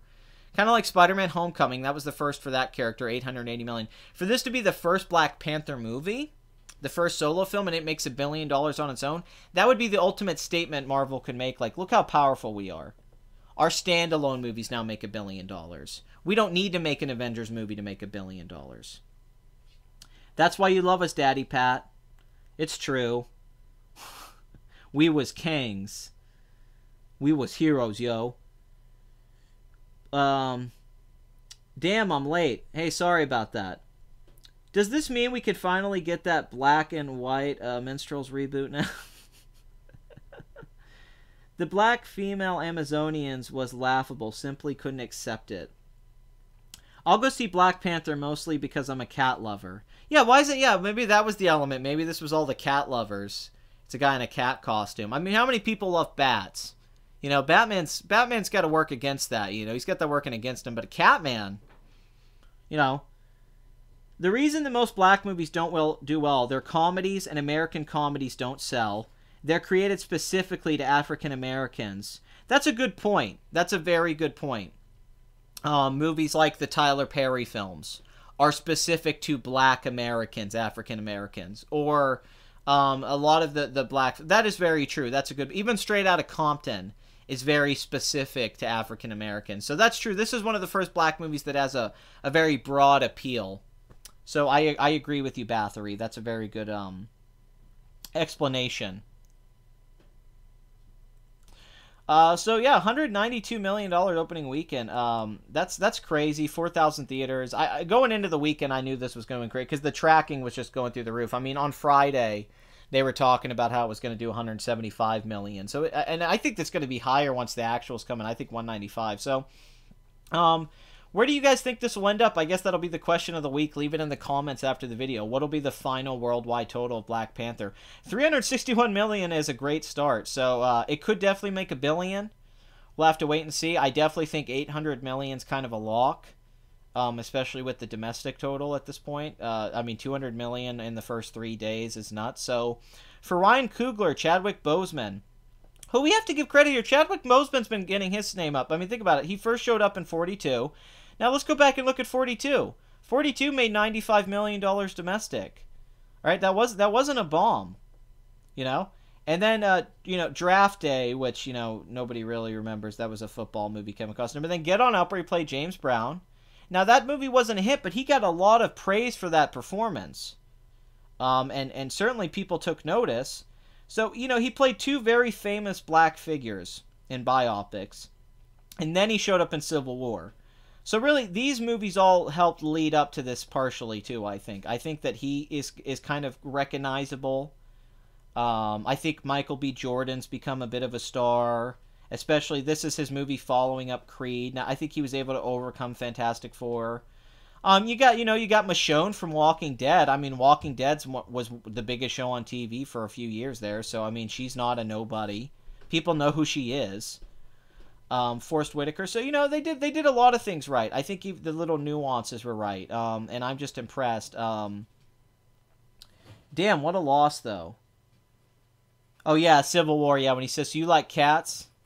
Moonlight was made for rich white people. Did you catch Boseman in Gods of Egypt? No, I don't believe so. Actually. A lot of black movies I see tend to be morality tales about how whitey sucks. It's not always that. There's definitely been a lot of black movies like that. But a lot of the time, you know, like a Boys in the Hood, that's very specific to being black in America, you know. And that is tough to sell internationally. That's definitely true. So let's just summarize everything here. Kevin Feige's work at Marvel. The cultural significance of this movie. The soundtrack, the people they picked to be on it. The marketing, the trailers, the use of music, the editing of the trailers. The hype from the reviews. Brand recognition. Like I said, there's so many factors to why this is a successful film. I don't think anyone can fully explain it. I think a lot of people will make up their own simplified reasons for why this is doing so well, and they'll just say it's one thing. These kind of things don't happen because of one thing. A lot of things have to go right for a movie to have openings like this, all right? It doesn't just happen free. Like, one thing is not the selling point. So, we'll be studying this for a while, and through the weeks, I'll be trying to figure this out more and more. I really don't have the answer. I didn't know what to do this week. I don't know what to say about this. I mean, I don't know how I'm supposed to talk about Black Panther opening to 109. That's crazy. That's an insane opening weekend. That's way more than any... I mean, this is like when Beauty and the Beast opened to 175 million last year. I didn't know what to say. I don't know what to say about this. This is insane. I can't explain to you how this happened. I can just make guesses, but I really can't prove anything. I can't figure out how it did so well. And anything you picked, it just doesn't make enough sense. This is just so much better than all the other Marvel films, the debuts on an opening weekend. I mean, this opened better than Guardians of the Galaxy Volume 2. So I don't know. I don't know. It's just so many things. You know, Wonder Woman I can explain. Wonder Woman had the reviews. It was a better movie than people thought it was going to be, so it was a surprise. It was the first DC film. Now, I don't like that movie, but for a lot of people, they did like it. A lot of people like Wonder Woman. So it was a surprise movie. Chris Pine surprised in it, Gal Gadot. It was a lot of factors. It wasn't just the political aspect of it, or that it was a woman superhero film. It was that people really connected with it as a traditional superhero film. That really caught on. Kind of like how Deadpool was lightning in a bottle.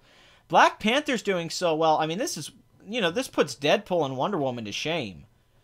So I really don't know. As someone who's been studying the box office for 20 years, and every week looks at this stuff, and it can usually come up, I think, with a pretty good rationale for what's going on. I can't explain this.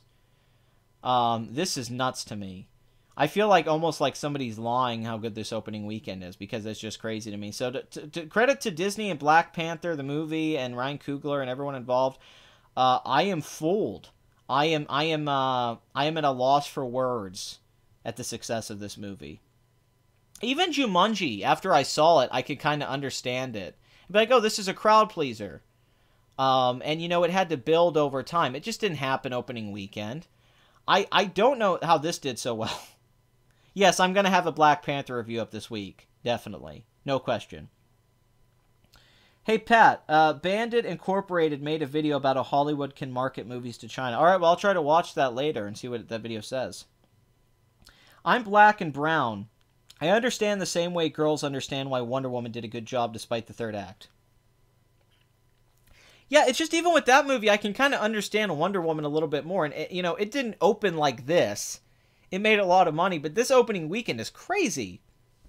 I mean, it's really, I have no... I know I just keep repeating myself, but I really am. I didn't even want to get to it. I was saying to my girlfriend today, I said, I don't know how to talk about this movie. This is going to be a crazy box office at it, because I don't know what to say. This movie way overperformed. I mean, it's one of the great performances in the box office, and it doesn't have the stuff that Star Wars had or the Avengers had. It doesn't have all of those factors behind it. All it really has is that it's a black superhero film. I mean, Hancock didn't make this kind of money. Hancock had a hell of an opening weekend, but Jesus, Hancock didn't make I mean, let's go back to Hancock, Will Smith.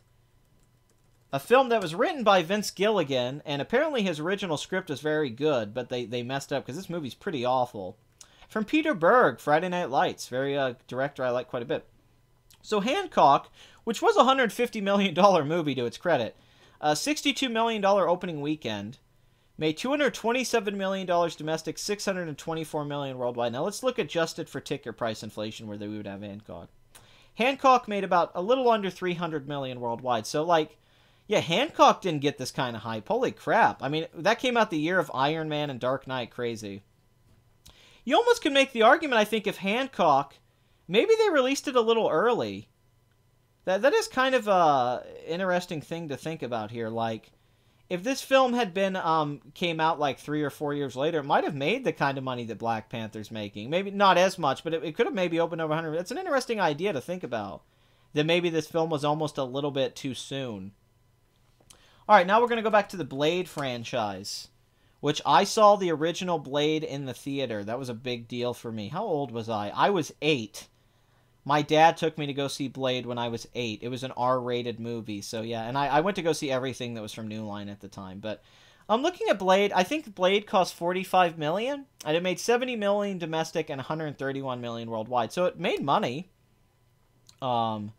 Got a lot of people worked on this. Avi Arad, David Goyer, that would lead on to a lot of big movies down the road. And David Fincher almost directed this, which is Kind of weird to think about. Let's see where Blade's at adjusted for ticket price inflation.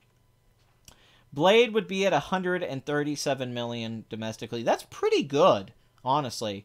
Blade 2 would make 130 million, and Blade Trinity 77 million. Oh, Blade 2 from Guillermo del Toro, which is a film I really don't like, but I have seen it more than once. See, this film, now this one did have some hype. $54 million budget. That $32 million opening weekend was pretty impressive in 2002 for this kind of movie. $82 million domestic because this movie had terrible word of mouth because it wasn't a very good movie in my opinion. $155 million worldwide. So right there, the two Blade films off the top. Very successful. And then Blade Trinity, which was directed by Goyer, made 52 mil domestic, but 128 million worldwide. It sucks that the first Blade movie to actually get a budget, they gave it to David Goyer. They get two directors who actually have some visual skill, and then they give him the money. But even Blade Trinity here, like, yeah, it bombed because you have to include marketing and all that. But, you know, this showed that the Blade, you know, if this had been a good movie, who knows what it would have done. I mean, this was about as bad as it could have been. Wesley Snipes is barely in it. He was fighting with them the whole time. But Wesley Snipes was definitely a movie star. I mean, let's go back and look at one of my favorites, Demolition Man, which is an awesome movie with a great script. That movie made 58 mil domestic and I think 160 million worldwide. Great Sly Stallone movie. Daniel Waters' screenplay on that, really overlooked. But that was a really successful movie. God, he was in a few. Going back, Major League was probably the first thing that really broke him out. I mean, I know he was in Wildcats, but Major League. And then, yeah, New Jack City, which actually did really well. New Jack City was actually a very successful movie. It made 47 million in 1991. Then he was in Jungle Fever, White Men Can't Jump, which was directed by the guy, God, I think his name's Ron Shelton. He directed, he wrote and directed Tin Cup and Bull Durham. But this movie made 76 million, 90 million worldwide. Very successful movie. Overall. And then, yeah, Demolition Man. Rising Sun, look at this, 63 million. With Sean Connery. I mean, these aren't bad performances. Wesley Snipes was a star at one point, and he wanted to get a Black Panther movie made back in the 90s with Mario Van Peebles, but they couldn't get it to work. So he ended up doing Blade, and that was very successful. So to just give the credit, Wesley Snipes was the first African-American to ever make a superhero successful, popular in the mainstream like that, to make money like that. That was him. Now, it didn't do what Black Panther did, but Wesley Snipes and everyone who worked on this movie, they deserve a little bit of credit for how important that is. That nobody really cared in the 90s that Blade was black. I can tell you as someone who saw this movie back then and loved it and saw it with a lot of people, nobody gave a crap about the skin color of Blade. Maybe it's showing you how different times are. Maybe we care too much now. That's the issue. We're too sensitive about a lot of things. Maybe back then it was just because Blade looked like a pretty cool movie.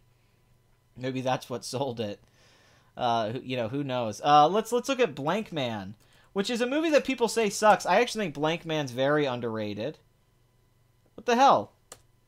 Maybe it's not up. I don't know. Maybe is it not spelt that way? Blank Man? Did they? I'm not sure. But then we have Meteor Man from Robert Townsend. I don't think that film did well. His film Hollywood Shuffle.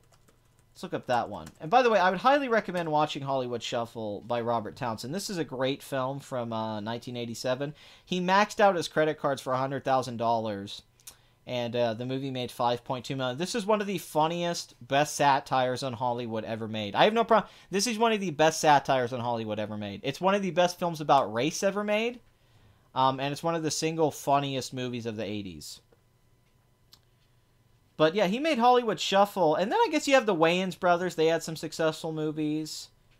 You know, because they ended up directing the Scary Movies. And that, you know, that first Scary Movie made $157 million. Then, of course, you got to go back, Black Exploitation.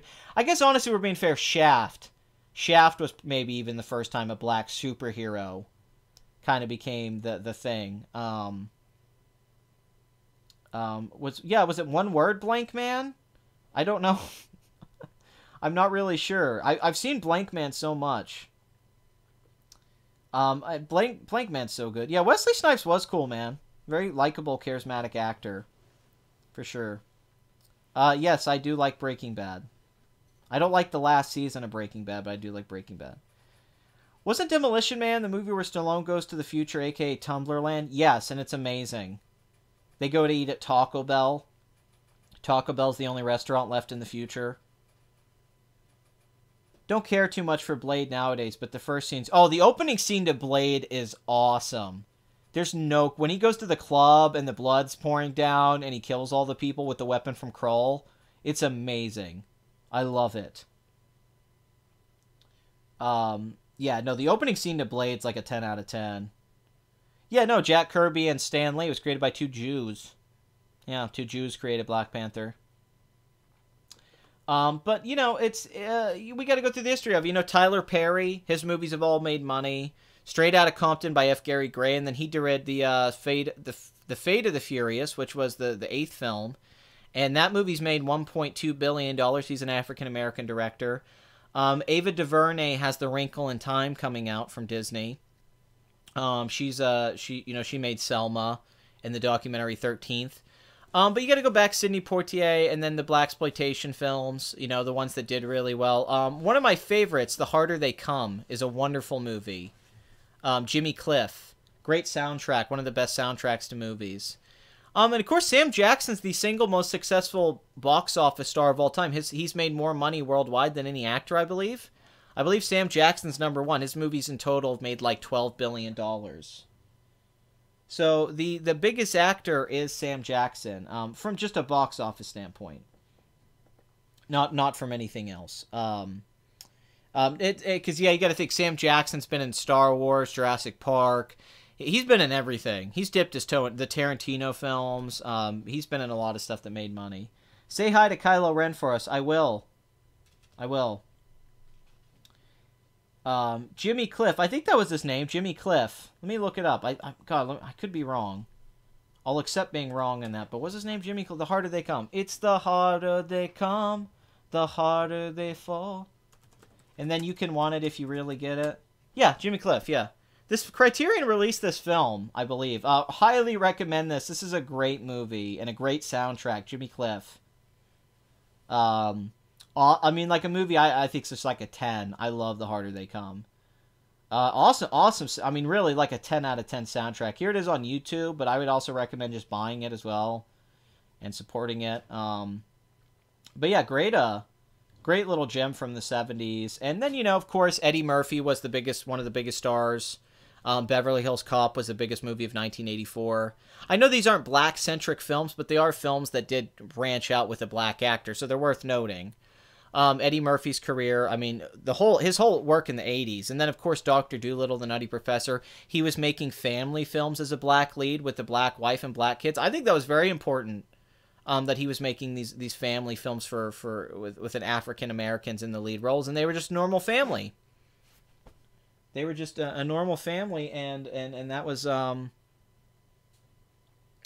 Jimmy Cliff is as good as not better than Bob Marley. Yeah, I actually like him much more than Bob Marley.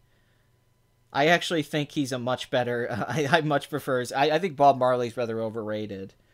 And just spouts out a bunch of Christian hippie stoner bullshit. But Jimmy Cliff, man, how he breaks down class and life and his stuff, so good. With Black Panther, now do you think Infinity War can break 300? No, I think Infinity War will probably pass Force Awakens and do like 250. Yeah, also Bill Cosby. Bill Cosby, of course, The Cosby Show was the biggest show on TV for 10 years. And he was the most famous stand-up comedian, Richard Pryor. Yeah, it is rare. I wish they would do a re-release. They haven't done like a Blu-ray of The Harder They Come, have they, Blood Money? It's still like the same disc from back in the day, I think. That's one of those ones they need to do like a new Blu-ray re-release and get that one out there. Yeah, Dave Chappelle. That's for sure. One that comes to mind for me though, if we're just talking about black importance, you know, black people that were very important in yeah, that director, the guy who directed Devil in a Blue Dress and One False Move, got Curtis something. He's directed a bunch of television. Really great filmmaker. His movie One False Move is one of the best thrillers you'll ever see. Great, and Devil in a Blue Dress is terrific. They should have made like 5 of those. Devil in a Blue Dress should have became a franchise. But you know, that's yeah. They really need to come out with a new Blu-ray of The Harder They Come. But this is the thing that annoys me. Is when I made my video, I got a lot of, and I'm not trying to focus, but it was people that were proclaiming they were black, and they were calling me a moron for the stuff I said in the video, and they would say things to me like, hey man, you bring up filmmakers like Spike Lee. What was the last Spike Lee film you actually saw? Alright? What was the last Spike Lee film you actually saw? Nobody cares about Spike Lee. Why are you bringing him up? Because that's the only black director you know. I wanted to say to them, I said back to them, I said, hey, listen, let me tell you something. You know what the last Spike Lee film was that I saw? His last movie. Because unlike you, I support black filmmakers. I watch Spike Lee movies. You know what I own on Blu-ray? Chirac, a Spike Lee film from a few years ago. Amazon made it. I own that on Blu-ray. You know who I met a few years ago and talked to him about his movies? Spike Lee. Alright? It's really annoying to me when they say that. Here I am bringing up these movies, The Harder They Come. I'm going back and bringing up Sidney Poitier. I've seen these films. You know, they get narrow-minded and they go, you don't care about black cinema. You don't care about, well, it annoys me. They say that. They kept trying to emphasize, you're an a-hole. You don't understand what this means to us. And you keep bringing up these black films that are ghettoized. They're all about the ghetto. And I feel horrible I haven't made an underrated classics, and like I am planning on doing one this week. I apologize. Underrated classics is not done. I planned a couple over the last 2 weeks and it just didn't work out. There's just been a lack of content in general. But underrated classics, I plan to have one of those out this week. But a lot of them were telling me I was an a-hole, a white guy who lived in privilege, and I clearly grew up in a world where I saw heroes that looked like me. That was one of the comments. I saw heroes that looked like me? What, whiteness? Whiteness is what defines me? I'm only defined by my skin color? So Harrison Ford looks like me because he's a white guy. James Bond looks like me because he's a white guy. He has the same hair, height, everything. Indiana Jones looks like me because he's a white guy. Okay. And beyond that, why are heroes only fictional? So you're telling me that the only heroes that black kids can have are fictional? They can't have real-life heroes? You know, they can't have a real-life hero in their life that's black? It has to be a fictional character? That's ridiculous. And you shouldn't make your heroes celebrities and fictional characters. None of my heroes are fictional characters. I'm not a kid, okay? The people that I look up to, that I aspire to be, are real people. They're not made-up people, all right? They're not fantasy people. What was it like meeting Spike Lee? Very disappointing and boring and kind of clinical. But he was funny. He talked about basketball a lot. Luckily, I know basketball. I wanted to ask him about those Nike commercials he did with Michael Jordan from the late 80s. Those are real in the early 90s, those black and white Air Jordan commercials. But they kept saying to me that, yeah, you grew up with your privilege. I mean, there's a lot of comments like this, and that I didn't get that the hype about this was that this was a movie made for black people and all that stuff. And then you could tell that they don't watch those movies. They don't watch Spike Lee films. When he said that to me, when I said, when was the last Spike Lee film you actually watched? I go, all of them. I've seen every Spike Lee film. Every time a new Spike Lee film comes out, I watch it. Why don't you? Why are you hassling me because you don't watch it? Actually, Chirac is terrific. Chirac is one of his 10 best movies, if not top 5. I watch Tyler Perry movies. I don't like them. I've watched them. I've seen them. I was a big fan of Luke Cage. I mean, but even before that, like, yeah, John Singleton, a director I like a lot. F. Gary Gray did Friday. Terrific movie. Straight Outta Compton. I love Straight Outta Compton. Okay, F. Gary Gray. Ava DuVernay, I think, is a very good director. They don't even know these directors' names. And they're on there preaching to you, and it's like, you know, it's not my fault that you're ignorant to blackness in cinema. That's on you.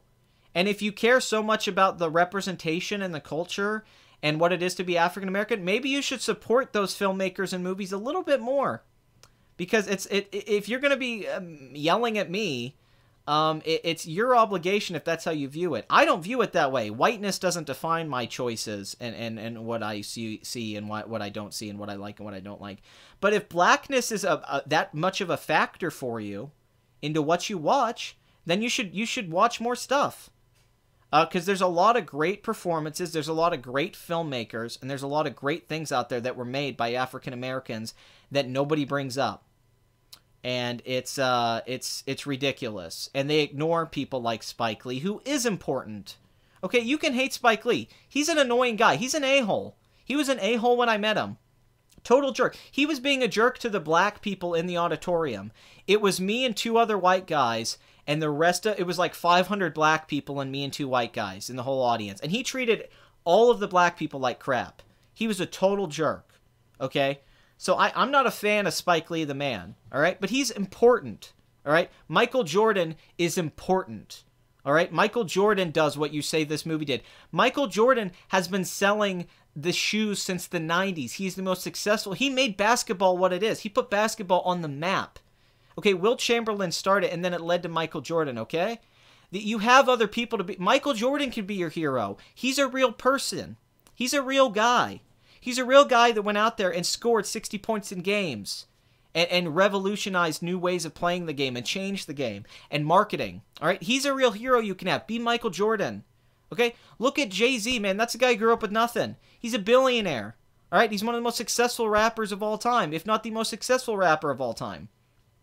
Okay, don't give me this. Yeah, Steve McQueen, great director, directed the wonderful film Hunger. And then Shame, and then 12 Years a Slave. His first 2 films have nothing to do with blackness. His first 2 films star Michael Fassbender, the most white guy ever. He's a great filmmaker. They don't give credit where it's due. Creed was an important film. Yes, it was. To have Apollo's son. Carl Weathers was a great actor in the original Rocky. Rocky's not... No one brings this up about Rocky. Who's the poor character in Rocky? Who's the one that's suffering from class? It's the Italian guy. The black guy is rich and famous and loved. Okay, the black guy in the original Rocky is loved. Apollo is loved. He's a celebrity. He's huge.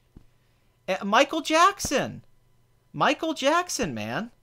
Like, Michael Jackson's the most successful single pop artist of all time. He is the most successful, but nobody wants to call him black. For some reason, Michael never gets credit for being black. This is in his music. He's upset about this. It was a struggle with him. Black identity is a struggle. Okay, Muhammad Ali talked about this. He said that black identity, because black Americans view themselves through white America. They compare themselves to white America. They don't find their own identity. He said that there is a dignity in poverty in Africa. There's not dignity in America in being black and poor. What's the thing about Rocky? Rocky has a dignity. Rocky as a character never loses his dignity. He never loses his conviction as a boxer fighting. And he has nothing. He's poor. He's dating some girl from a pet store. You know, nothing special about this guy except he can punch people. He's a moron. Right? But you love him. And that's part of, I mean, they don't... It's just so many things when you're discussing class and race and these things in an important way. There's so many films that have explored this so beautifully. And there's so many directors that have explored this stuff in a more interesting way. Do the Right Thing says everything you need to say, all right? Malcolm X. Malcolm X isn't a great movie because it's about a black guy. It's a character study about how you can change and become a better person. How you can be a total piece of crap, a-hole, and then find redemption. And Denzel Washington's performance is incredible in that. Glory. And they're like, oh, all the films are about slaves. All the films are about the Civil War. Because that's an important topic. It's important to make a movie about slaves. What is wrong with you people? Like Steven Spielberg, he's a Jew. He makes Schindler's List. Okay? Steve McQueen making 12 Years a Slave. He didn't grow up in America. He's British. Right? It's just he understands the artistry of it. Pat, you're just praising Rocky because you're from Pennsylvania. I'm not from Pennsylvania, though. I'm from Texas. But I do live in Pennsylvania. Glory's an amazing movie. Edward Zwick's Glory? That's a great movie. Cry Freedom. Cry Freedom, Denzel. I mean, Denzel Washington, one of the great actors over time. Forrest Whitaker, you know, they ignore that these guys are really the people that have been making the breakthroughs. These are the guys that have been making it, that it doesn't matter that you're black. It matters that you're a great actor. It matters about what you bring to it. It matters what you do to these what you do in these movies and how you could sell these movies. And that was, I just wish people could be judged off the merit of who they are as a person and what they bring, and not the skin color. And it feels like so much of the discussion right now is simply based off the skin color and a sociological argument, and not an artistic one. This is not an artistic argument. Those overpraising reviews are not breaking down the art. They're breaking down the hype and what the hype means in a certain context. And I don't want that. That's not what Richard Pryor's comedy was about. That's not what Blazing Saddles... That's not why Blazing Saddles is a great movie, when it mocks racism in Hollywood and racism in still America and the absurdity of it. Okay, Cleavon Little, and that's playing Black Bugs Bunny versus all the evil white people. Okay, but it's more than that. Right? The humanity... it's what Django gets wrong that Blazing Saddles gets right, and it's why Blazing Saddles still holds up. It's why it still matters. It's why a movie like Malcolm X still matters. Black Panther may be important in the moment, and everyone may care about it right now, and that's fine. And I'm not taking anything away from that, and if this is an important thing for you out there, then fine. Have your thing. But I'm just letting you know, it's already out there. You've already had your thing, and if you're doing yourself a disservice by not... Yes, Mario Van Peebles, Sweetback's badass song, wonderful movie, wonderful movie. You're doing your race, you're doing your people, as you like to call your culture, a disservice, because you're not watching enough of you're not really respecting the artists that have been around a long time. You're not. I mean, when that guy said that to me, that hurt me so bad. He's a young black man saying to me, "When was the last Spike Lee film you saw? Who cares about Spike Lee? Doesn't matter." I'm like, why are you saying this to me? You're just assuming I don't give a crap, and that I don't like Spike Lee. Why do you just assume that about me? Why do you just assume that I don't? It's very infuriating. I know I'm getting a little ranty, but it's annoying that they think that we're all so blind to this moment for them, or that I'm blind to the representation in movies. I guarantee you I know more about representation in movies than most people. By far. I have no problem. No doubt in my mind about it. And I'm sick that the argument starts first with reputation. Representation is good just because. Diversity is good because. Things that look different are good because. That's not enough for me. I need to know what's different about it as a story, as a piece of craft, the subtext, what the approach was. I want something that stands out in a unique, beautiful, esoteric way. I want something that is not something that is really just like a lot of other things, but with a different aesthetic, I don't want to say a different skin, because that's a little too on the nose. But if that's the element that makes something so brilliant, that might be the most superficial way to praise something. Hip-hop isn't great because it's inherently black. Hip-hop's great because it takes all these elements throughout music that have existed and evolves them and makes something new out of it. It takes stuff that's familiar and remixes it into something new. All right? It's not because of blackness. All right? You could say, oh, well, what about the gangster rap and all that? It's like, yeah, there's specific things, sure, but overall, why hip-hop really transcended was production. Things that got kept over from disco and dance music. And it's why it's such a dominant thing. It's because it's good. It's because hip-hop is good. I know a lot of people hate it. I love hip-hop. Hip-hop is good. That's why it's popular. And if you make good stuff, it'll break out. Or the classic black authors when they were a judge for merit, not representation. Yeah, it's... I don't know. I'm probably getting a little crazy here. People are going to get a little bit mad about this. But it annoyed me.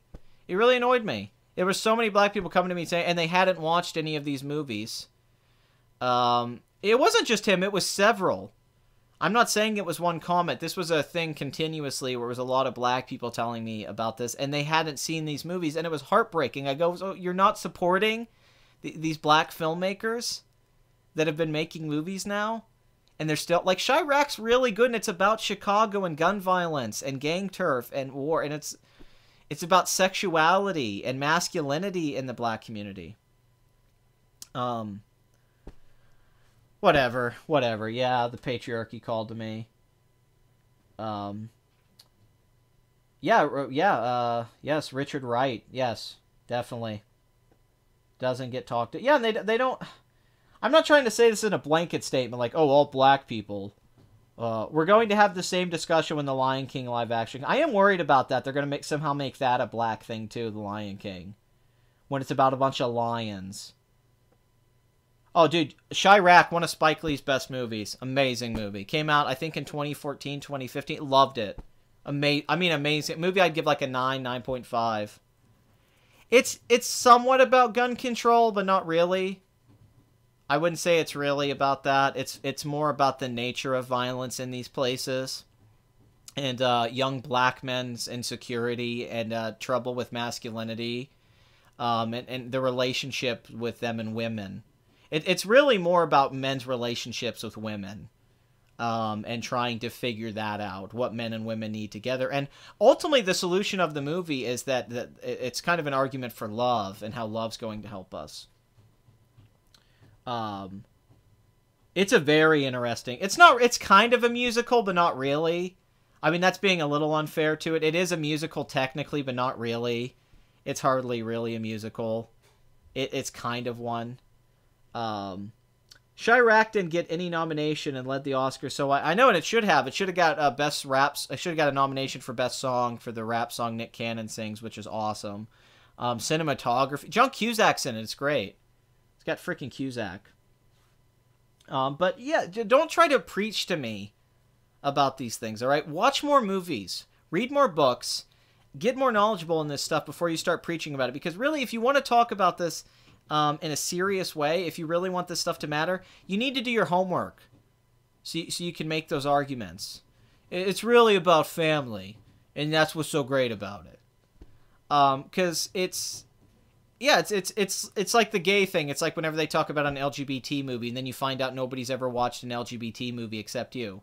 Okay, us who are film buffs who watch a lot of movies, we're not weirded out to see black people in movies. I've seen so many movies of black, so it's not some novelty for me. I don't have this novelty. I know I have black friends that are filmmakers. It's not some freaky thing to be like, oh, representation. Oh my goodness. Jesus rose from the grave 3 days later. And what did he say? He said representation to all. Diversity is all that matter. This is my message to thee.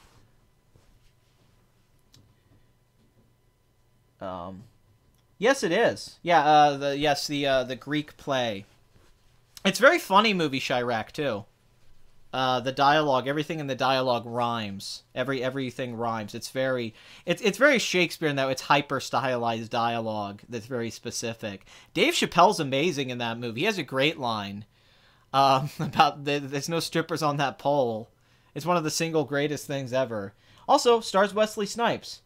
I'm sorry the whole rant here at the beginning got so political. I apologize to anyone that may be offended by this or anything like that. But it's just, I hate that this whole thing's about race and we can't just say, as somebody who's looking at the box office and loves the box, I just want to say, hey, awesome opening weekend. Good job, Disney. You know? That's all I really want it to be. But it's never just going to be that. At least in this climate. It might change again. It's just the world we live in now. Anyway, this episode's going on way longer than I wanted to. I did not want this to be 2 hours. I want it to be 90 minutes. So, do you think Anakin Skywalker likes Lawrence Arabia? No, there's too much sand. You know, it's coarse and gets everywhere. Time out, bad guys. I'm running out of air. Gotta get pumped. The ladies without sex until the guys stop fighting. Yeah, it's a really powerful message about that. Like, if men didn't get sex, what would they do? And, you know, they would get violent and angry. And then getting it to the point where the message about what do women provide? Men provide this. What do women provide in the world? And the idea was love, which is a really interesting idea, that love comes from women. And men's reaction to things comes from this odd empathy and love and agreeability that women have. And men are fighting that in their nature. And trying to be more feminine as a man's very difficult. Which is very, oh, man, Richard Pryor, man, of course. He's one of the greats. All right, you guys have any last questions real quick before I leave? You got to make them quick because, yeah, this is on way long. You're right, Bathory. I did want this to be 90 minutes. Also, I got to eat. I'm starving. I eat 4 meals a day, and today I haven't had one. I eat 4 to 5 meals a day. Now, 3 of them are usually, and then 2 are snack meals, but I'm so hungry. It's like, so I really... If you guys have any questions about the channel or anything like that, I'll give you guys some updates. There will be underrated classics. That's not done. I will be continuing my favorite films. Toxic masculinity, it is a thing. I don't mean that in the SJW way. There is a form of masculinity that is toxic. Not all masculinity, because there's heroism. There's good versions of masculinity, but there is a toxic side to masculinity, for sure. And Chirac is exploring that. And I find it an interesting topic. I'm not... what do you think about The Last Jedi, you jerk? But yeah, I'm going to be bringing back underrated classics. I will be reviewing Black Panther. And I will be continuing. And I will try to get the podcast started, which has just been a schedule conflict. It's not been out of laziness or anything. I just haven't been able to schedule the podcast and get it recorded. That's all it is. It's not of... I want to do the podcast. That's and we also have more coming out from the Kyllo show.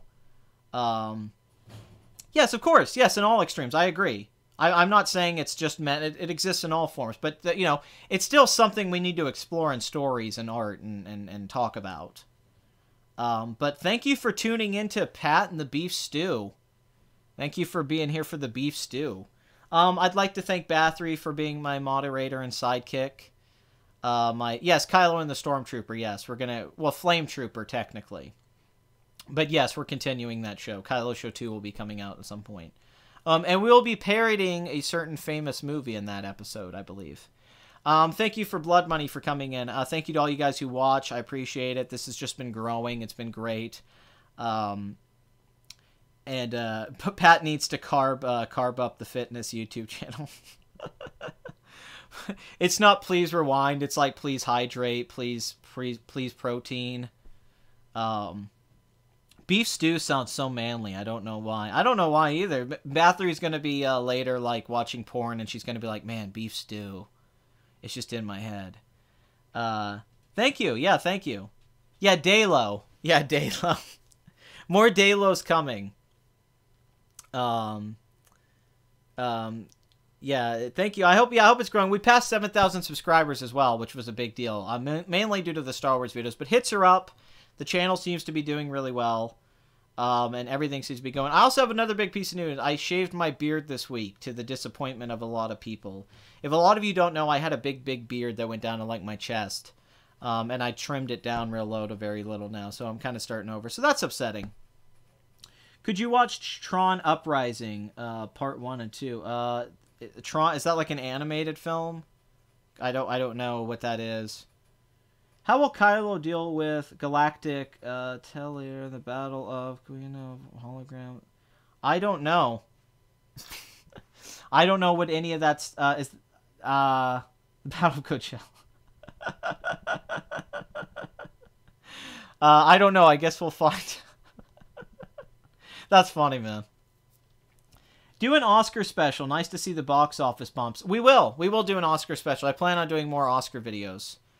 But all right, I guess that's it. All right, guys, so that's it for Box Office Addict. I am not here to help you with your addictions. I'm here to encourage them, because if you're here, you're a box office addict too. And the story of the week is Black Panther, the most successful debut for a superhero film, solo outing, the best reviewed superhero film, and once again solidifies that Disney, who now also is having films like The Greatest Showman, will be included later, and solidifies them as the dominant modern-day movie studio. And the future of films, at least theatrically, is Disney. That doesn't mean the streaming and online market is Disney, but as far as movies go, it's Disney and nobody else. So that's the story to take from this. I guess Wakanda forever. It's the last thing I'll say. Wakanda forever, and watch more Spike Lee films. They're not as bad as you hear. There's actually some good ones in there. It's not all 25th Hour and Inside Man. You know, He Got Game's pretty good. All right, here's the music, my people.